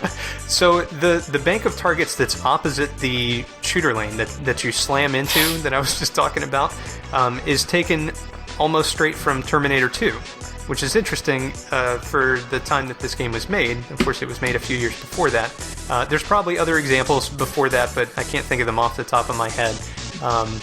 That one, the ball feeds to a cannon, and you have to pick where the ball is going to hit by pulling a trigger. In this game, you have no such luxury, and none of the inserts are lit, so really just slamming into that thing and draining, like I said. Directly to the right of that are 3 stand-up targets, again in the same orientation and position as on Ignition. So again, that came from High Speed. And then there are multiple scoops, both on the left-hand side. And the ramps on this game, I thought, were the hardest to hit out of any of the games. I don't know if you guys felt the same way, but I thought they were harder even than Steel Wheels. They're pretty hard to hit. Yeah, they are. I'm not sure about harder than the other one, but they're... Yeah, no, I don't feel like it is harder. I just had a real hard time with it. And that said, this game, the overall goal is to try to get the clock to midnight. And you do that by hitting the top left scoop. But it has to be lit for it. Now, thankfully, the insert that lights is down near the flippers, so you can see when it's lit. And you can hold the ball for a minute and then aim your shot, hopefully, and get up there. But the thing about this game graphically, which is interesting, is that the color palette is basically gray. The whole thing is gray. And... it's like a lot of modern games. Yeah, exactly. Might be some browns in there too. I think there's one little green bush that's by the house that they drew down by the flippers. Oh, okay. That's good. There's some color in it. Just that little bit. And yeah, they tried. Two colors. That's good. Gray and green. Yeah. Yeah, it's just it's very bland, and the inserts are these huge rectangles, and then on games with inserts like that, normally the whole rectangle is illuminated when the bulb underneath is lit. Well, in this game, you can see the actual bulb circle underneath the insert, which I thought was very strange, because the other machines in this game didn't have that problem. So again, it kind of felt like an afterthought, graphically. So I'd be curious to know if they ran out of time completely on the graphics front on this game. Or budget, or what, I don't know. But advancing the clock, each time that you hit that scoop when it's lit, it'll advance an hour, and it says you're closer to midnight. I have no idea what happens at midnight, but I hope something good, because it's very hard to do. Don't feed them at midnight, and you'll be all right. And this is just your alarm telling you don't feed. I guess that's it, because the ball definitely doesn't feed well to the flippers. That's for sure. Right. So on the right-hand side, there's an orbit shot, and that's kind of cool because it goes up through the top left scoop. So if you shoot that shot with enough force, it'll come all the way around, and go back through the scoop back to the left flipper, which is cool. I like when tables do that. In a real machine, of course, that wouldn't be possible because a scoop goes underneath the playfield, and Right.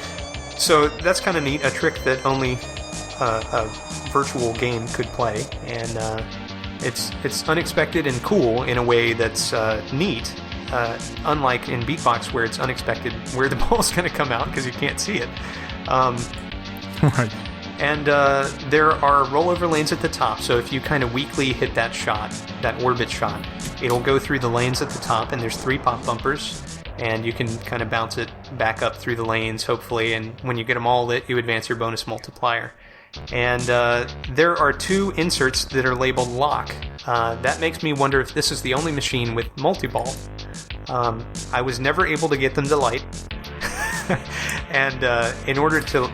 Maybe they left it out. Maybe. I mean, that's quite possible, because I played this game a lot, and it feels a little unfinished trying to get him you. to light. Yeah, and I could not figure out for the life of me how to do it. I hit the ramp shots over and over. I hit the stand-ups over and over.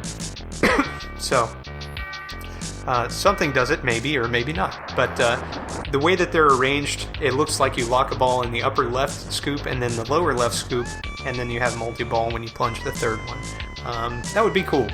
But this game is missing that feature, or it's really, really hard to get. So it's one of the 2. Yeah, I'm not sure which. Yeah. But yeah, the nice thing about those Terminator 2 targets I was talking about is that you can kind of sweep them. That's when you kind of hit them all at once, going up or coming down from that pop area. So if the pop bumper in the upper left kind of knocks it over to the left, it feeds smoothly through that and then back to the right flipper, which is nice. If only it did that from the plunge, then it wouldn't be a problem. But I guess the ball comes out with enough force, that it just slams straight down, loses all momentum, and just boom, drops. Yep. So anyway, other than that, I thought that this game, it was probably my 3rd favorite. It was near the bottom. Yeah. I'd say Steel Wheels was probably my least favorite. And Beatbox might be above this. Maybe they're tied. I don't know. Right. Again, I'd say Ignition is the best of the package, at least from a true pinball perspective. I don't know how you guys feel. No, I think that's about right. Yeah, as far as design goes, I certainly agree that Ignition is certainly the most well designed. I didn't have the most fun with that one for numerous reasons, but as far as design goes, it definitely does feel the most like a pinball table. I guess the last thing I was going to ask you about, Nick, we touched Nick, as far as tables go, because we touched on this briefly, and I'm curious to hear if you came to the same conclusion I did. The ball physics, as I said, I think for the time this game came out, the pinball physics that the mathematical model they used was pretty good. Of course, now 25 years later, it feels dated. They're not quite as good. But I thought the physics varied a bit from table to table, also, which was strange. I'm not sure we got the same feel. I felt like they were relatively consistent. Some of that has to do with layout, I think. For example, on Graveyard here with the plunge, if you're pulling that plunger back real far, then it's going to slam right into those targets, like I said. But if you launch it with a soft touch, it behaves like you would expect, which I think is pretty good, actually. Yeah, the ball definitely seems to be a lot more floaty, like these tables than it would be in an actual physical pinball table. That's just because there's no, like I was saying, no rendering of the shadow of the ball, so you really don't know the direction that it's moving, and since it's a flat sprite. But the advantage that has is that they used a pretty large sprite, compared to a game like Nintendo's Pinball, or something like that, from many years prior. Yeah. Well, there's well, there's no fiction. I'm sorry, fiction. Yeah, okay, friction in this version, of the game either, because like an actual Chevy physical table would have the playing field, pulling in the ball and slowing it down too. But I'd say all of these tables were pretty fictional. Well, yes, they are. Well, yes. I mean, I didn't know they were inspired by. I didn't know they were inspired by doing physical elements from actual tables. So I thank Nick for you for bringing that to my attention. But yeah, that's pretty interesting. Yeah, it's pretty cool. Yeah, that center ramp from Steel Wheels is pulled almost directly from Police Force, for example. But in that game, it's a plastic ramp instead of a metal one. Yeah, that makes a big difference too. Yeah.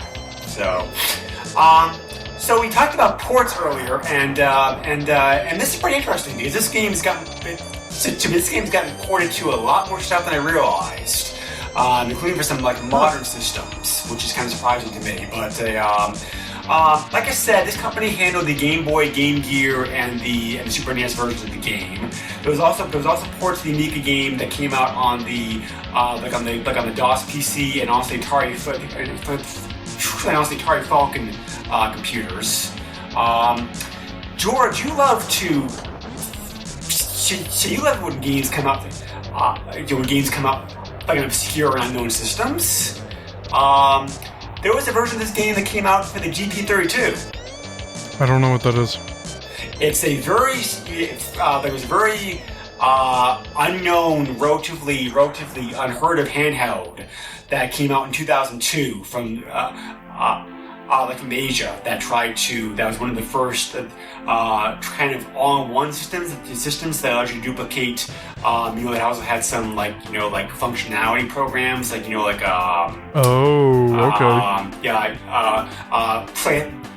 ahead on the MP3 player, built into it, for example. But and some other stuff. Yeah. So GP32 is kind of popular with it's kind of popular with video game fans nowadays who like to do hacking, that kind of stuff, because it kind of leads because the architecture lends itself well to being able to do emulation on it.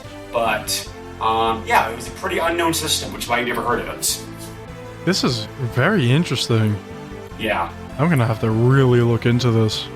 So So more modern versions of this game are shown up on the iPhone. It came out in 2009. I renamed it Pinball Dreams. It's also available on the PSN, the PlayStation Network. Really? Yep. That's so weird. I don't know. I don't know if it's still on there. This is back 2009 that this came out, but it was available on the PSN for a while at least. I don't see a reason to remove it, but they also came out later on in 2011 with an enhanced HD version of the game. Why? For the iPhone. Why? So the iPhone got an advanced HD version of the game, and also came out. They also got ported to the to the Macintosh, running on OS X. Because this game is because that, believe it or not, this game is very beloved by pinball fans, especially at the time when it came out. It's a game that great reviews when it came out in the 90s.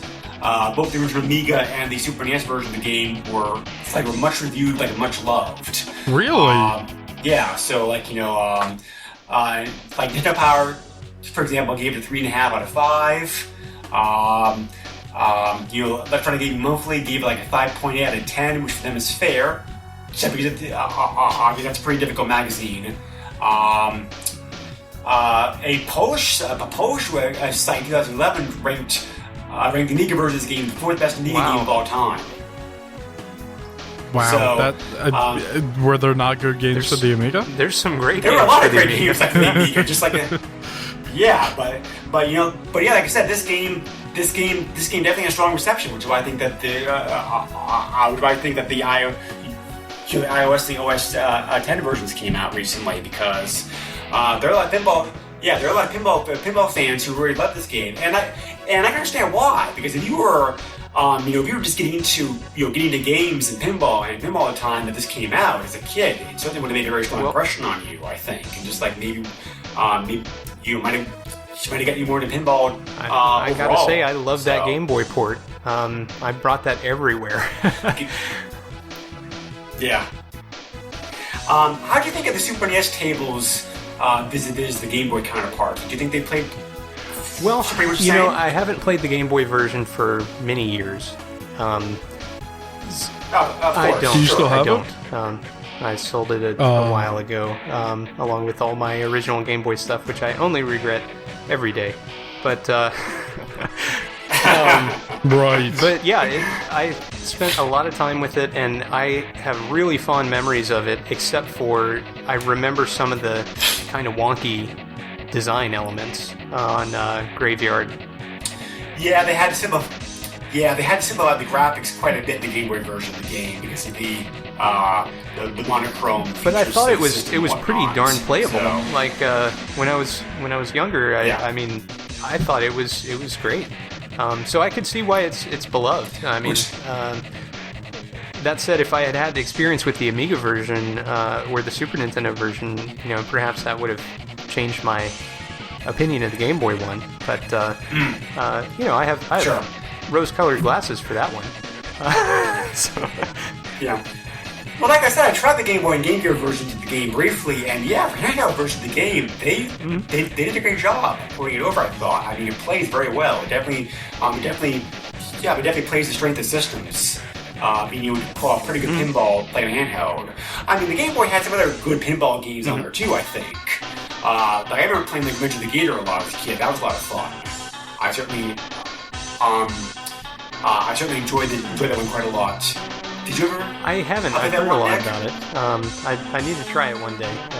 Maybe I'll get into Game Boy again. But I think it's on the 3DS eShop, isn't it?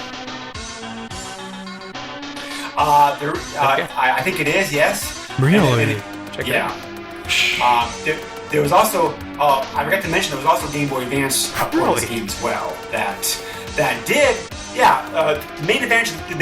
That's basically the Game Boy version, Nick. Except that they also added in the feature of that version of the game to be able to zoom out, so you actually could see the table. Yeah. So.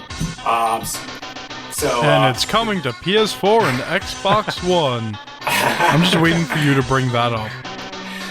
No, not this game at least. It was on the N-Gage and. No. But like I said, this game did kill. But like I said, this game was popular enough to keep up a franchise. There were a bunch of pinball X games that came out for it. There were not one, but two sequels, believe it or not. Direct sequels to this game. We already mentioned Pinball Dreams 2, which came out with PC only. That was not developed by DICE. That was actually developed by Spidersoft, the same company that handled the Super NES version of the game.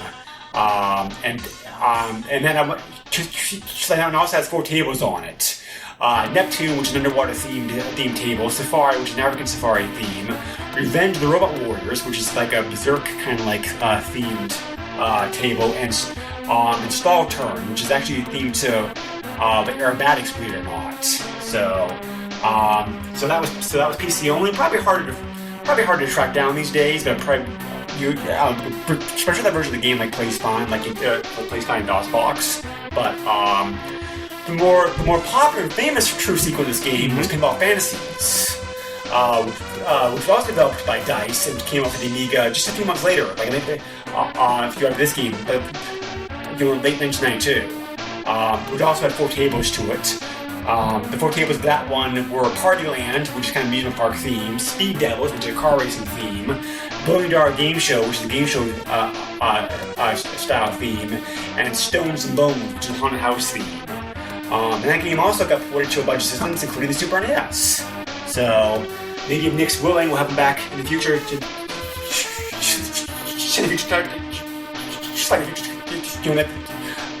cover this.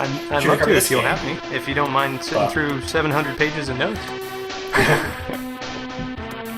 Well, one huge thing I find interesting, one huge plus I can see right away with Pinball Fantasies is Pinball Fantasies allows you to play, allows you to have three players play. Really? Yeah. Huh. So, Pinball Fantasies also came out on the Jaguar. That's probably the platform that's most famous for, because the Jaguar was starved for like good games. Oh yeah, one of the best consoles on the market. So this game got rated very highly on the Jaguar. I think like that reason. Later sequels, you also had Pinball Mania, which came out on the PC. 1995, again developed by Spidersoft. Like I said, Spidersoft probably went almost hardly like pinball games at this point. That also came out for the Game Boy, curiously enough. There was also Pinball Illusions, which came out in 1985, also developed by Dice. Again, pretty much more of the same. Later games in the series, you also had series included Absolute Pinball in 1996 for DOS, Pinball Builder, which was Russian kit. Which was a Russian kit for Windows in 1996, and then finally Total Pinball 3D, which came out for DOS systems shut back in 1996.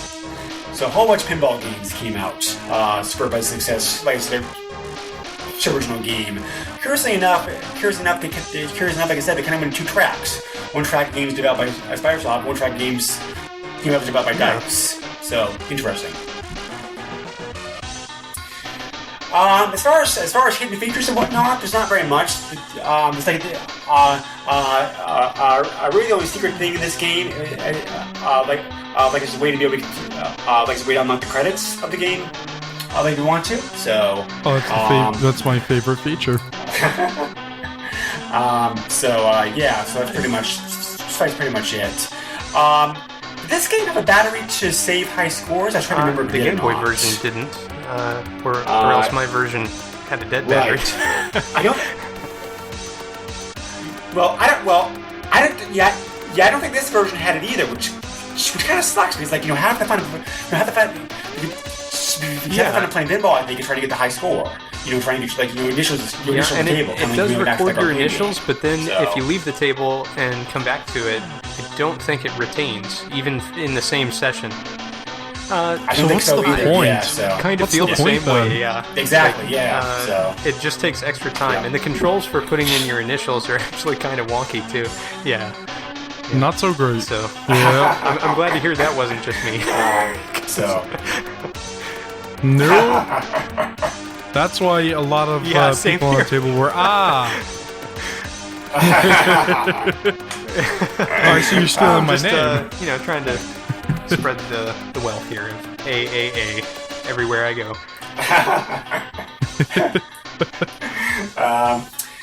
So, despite the fact this game was pretty popular when it came out, and on Magic got a pretty good print run, it's not very commonly available. It's pretty cheap, like an eBay. I only found 25 copies of this game currently for sale, with 7 copies of the game I've recently sold. So it's there. It's just not very common compared to being a Super NES game. And the prices of this game were among the cheapest that we've looked at so far in this podcast. You can pick up a card-only version of this game, and each price includes shipping for anywhere from $4 to $10. And CID copies range from $12 to $26. So not very expensive to pick up. No, thank you. But for $4, I think it's worthwhile. But we need our closing thoughts here now. I think because it's a good segue. I wasn't too into it. Well, it was kind of disappointing, to be honest. Is this? I was going to say, it's disappointing now because I think you're used to more modern pinball games. But try to put yourself in the mindset of somebody as a kid playing in the '90s, like it first came out. When it came out, I think this game was very good. I certainly understand why the high high reviews that I did, because I think compared to other video game pinball games that are at the time, I think this game really exceeded them on many levels. Better physics, good graphics, and good music. 4 tables as opposed to time like when pinball games you only have 2 or 3 tables to pick from. I definitely can understand why the game's so popular. I think if I played it back then, I certainly would have loved it. I mean, like I said, like they said, he has a lot of nostalgia for the Game Boy version of the game, which is also a very good port of the original Amiga game. Now I understand the frustrations with the game. I certainly see its shortcomings and flaws. Because I think a lot of better pinball games have come out since then, like FX, FX2. For example, like all those tables are great, but I think it still kind of holds up somewhat well today. I think I'm kind of on mixed. A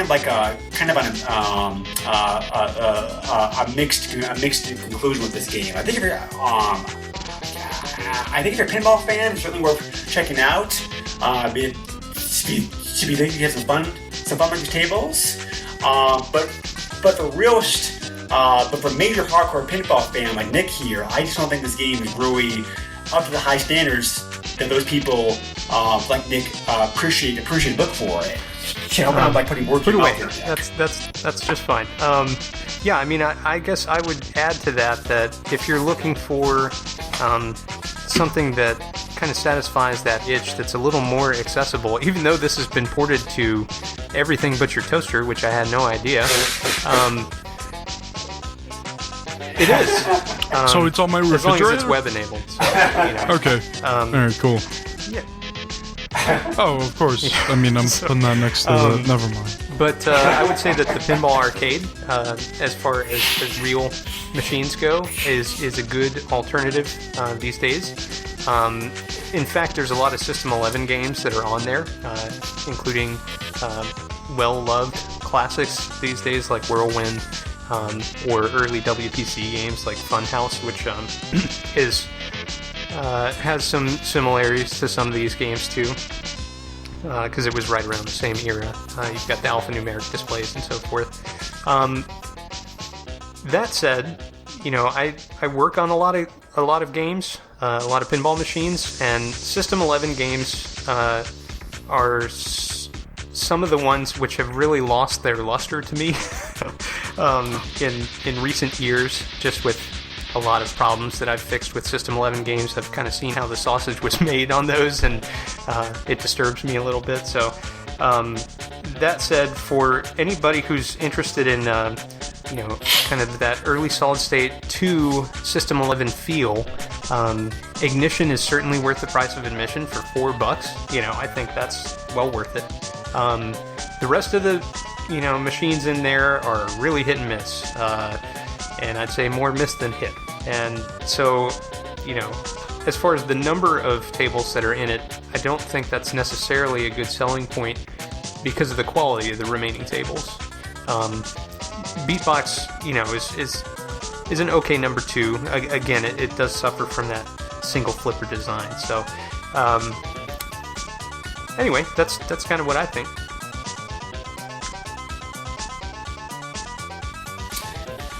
Yeah. So I definitely appreciate the chance to be able to play this. Because I definitely enjoy pinball. I've gotten spoiled by a lot of the more modern, well-designed, very realistic feeling pinball tables that are out these days. So going back 25 years to look at like an early example of one of the better efforts for, at least trying to be well designed. Like I said, the designers tried to use the best mathematical models for physics and table design that was available to them, at the time period. Of course, technology's gotten better since then. So it has. Yeah. Really? Tell me the ways.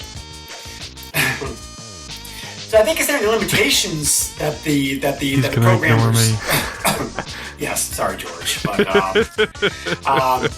so I think considering the limitations that the designers worked under. I mean, like for the technology of the time and the fact that this was Dice's very first game. That's very Let's not forget that either. This is their very first game that they put out. So yeah, so it's I don't see any guns anywhere. They're in the graveyard. Disappointment. Oh, that's where they went. and also Steel Wheel does have a gun, graphic, like lower part of the table too. Does it? So, Riding shotgun. yeah, it does. I forgot about that. That reminds me in Graveyard. Yeah. Paging through notes.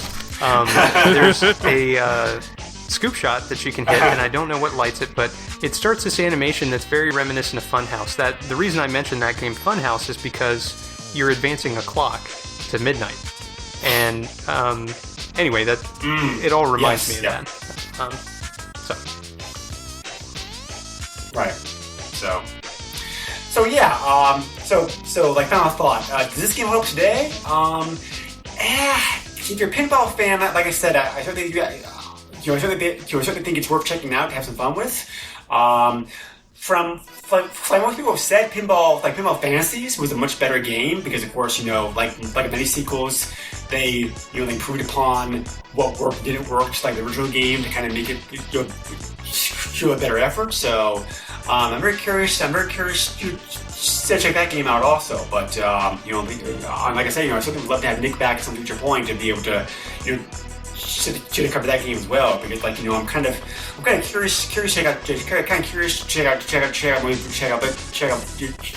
games now. And Super NES, compared to some platforms, didn't have a lot of pinball games available for it. Some platforms had a lot of pinball games. The NES and the Game Boy had tons of pinball games available for them for some reason. PlayStation also, of all the collections that came out for it, also had a lot of pinball games. But Super NES not so much. So looking at one of the better efforts that came out of the system, and like I said, the port of this is very impressive. They visited the original Amiga version, just the necessary downgrades in graphics and sound and whatnot to fit down the development system. So. Very impressive effort. Very impressive effort to go around. Even in the areas in which they failed, I think you can at least see that designers were trying. The heart was there. The heart was there at least. Whether the experience and the brain power to pull it off, the technology may have been lacking, but at least the desire to make good tables, at least presence. So I can give all kinds of kudos for that. So I probably will not be going back to this game, but like I said, I think that's a wonderful example of a very good pinball game for the time period it came out, and definitely worth at least checking out. If not the Super NES version, this game is, like I said, currently available on the iOS and Mac OS X and PlayStation Network format, so it's very easy to get a hold of. Yeah. Any final thoughts, George, before we wrap up here? Like I said, it was disappointing to me. Ignition was probably the best thing there. I think we all agree on that. A lot of it just didn't feel right to me. And it kind of just killed my interest in it, to be honest. I played through everything, but just, the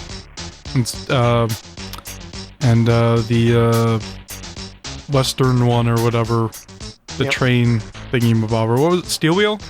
Yes. That was very frustrating, so that yes, it was. Didn't help either. Yeah. So, like I said, I wouldn't want to put money on this, even if it was $4. Well, Nick, you already shared your wealth of knowledge and wonderful pinball background, which we've already brought you on this podcast, to be honest. But do you have any final thoughts, summary that you want to again, I think if you're a pinball person, this still actually does kind of hold up today for Ignition. There are shortcomings, of which I mentioned in great detail, but as far as the gameplay goes, that machine is pretty darn good. I think they cribbed a good number of elements from real machines for these, and as you said, the heart was there. Whether or not the expertise was there, or the time to really perfect it, is another matter. But virtual pinball, from this time period and before, they really had a hard time getting it right. And George, I think your frustrations kind of mirror what I'm saying, which is that because they weren't really well versed in the design, or didn't have the time to actually get it right, it just makes for a frustrating experience, which I think is unfortunate, because I think, with just a little more tweaking on some of those other machines, they would be just as good, if not better, than Ignition. But but they unfortunately didn't do that. So so that's kind of my thought. I think for $4, if you're a pinball fan and you have a Super Nintendo, I think it's worth it, just to poke around. More pinball is always good, so that's my opinion.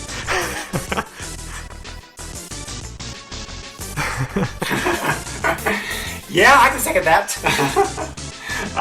Yeah, most definitely. So, we were talking before the podcast how difficult it is to find an actual pinball, physical pinball table these days.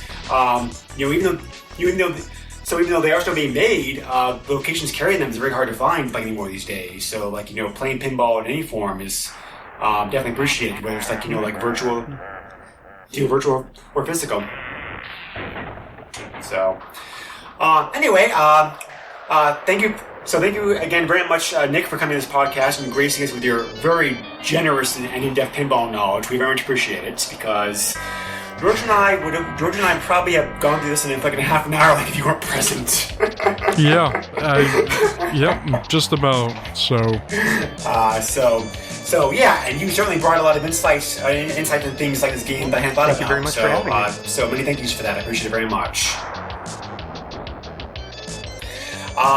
Where can the listeners find you? Find your stuff online. I am always working on some ridiculously kind of complicated project, and I'm actually heading towards the finish line of one I'm very excited about. My podcast is called For Amusement Only, the EM and Bingo Pinball Podcast. Yes, it has the longest name in the history of podcasts, and you can find that at foramusementonly.libsyn.com. I'm on Facebook and Instagram, and you can see things that I'm building or working on. I'm making a game, and last year it had its first public debut. This year I'm bringing it back to the York Pinball Show at the end of September, and I've done a cabinet restore and really spent a lot of time on cosmetics. So I anticipate that it will be well received again this year. And that game is one that I've built from the ground up, and it plays over 100 machines, and I've manually mapped all the wiring inside. It's stupidly complex. That was a really bad summary of it, but if you check out my Facebook pages or whatever, you'll see what I'm doing, and it's pretty neat, I think. Anyway. That's really the important part, isn't it? As long as you think so. But thank you for having me on. I really appreciate it.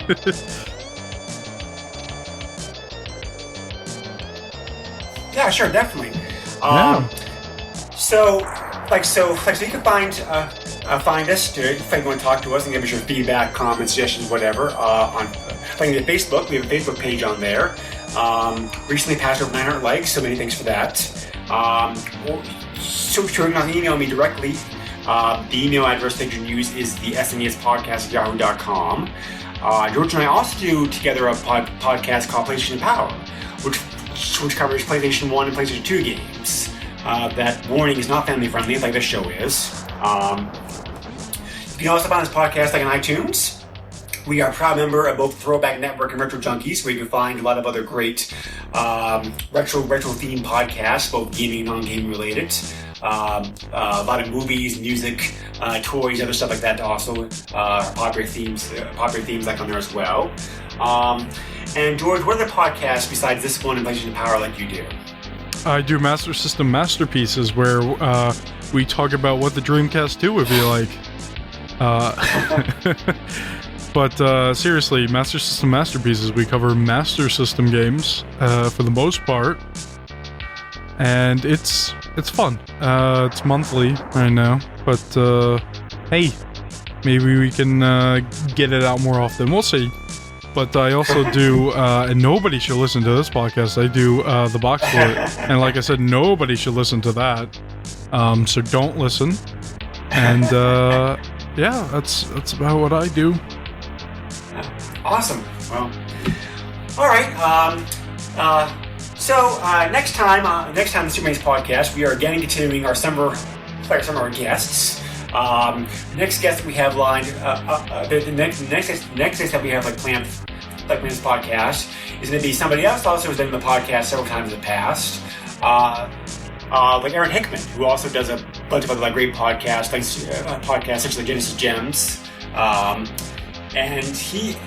we're going to be covering a game he suggested that we play, which is called Brain Lord, which is an action RPG game that I've not heard of. So I'm very curious to dig into it and see what it's like, because I'm kind of a fan of action RPG games. So I'm guessing George probably never played this either. I have not. Right. So that should be interesting. Once again, we're diving into a game we've never touched. So, but this is one of the good things. This is definitely one of the good things about this podcast. So anyway, thank you all very much for listening to us, and for giving us your support. Nick, thank you once again for joining us in this podcast. Thank you very much for having me. It was definitely great having you on here, and we'd love to have you back again later on. Okay. Many thanks all, and I will be talking to you again, guys, soon. So George and I say thank you very much and take care. Goodbye. Nintendo controls 80% of the video market. But no matter how you play the game, or which game you play, things definitely have come a long way since Pac-Man. Now you're playing with power. Pinball power.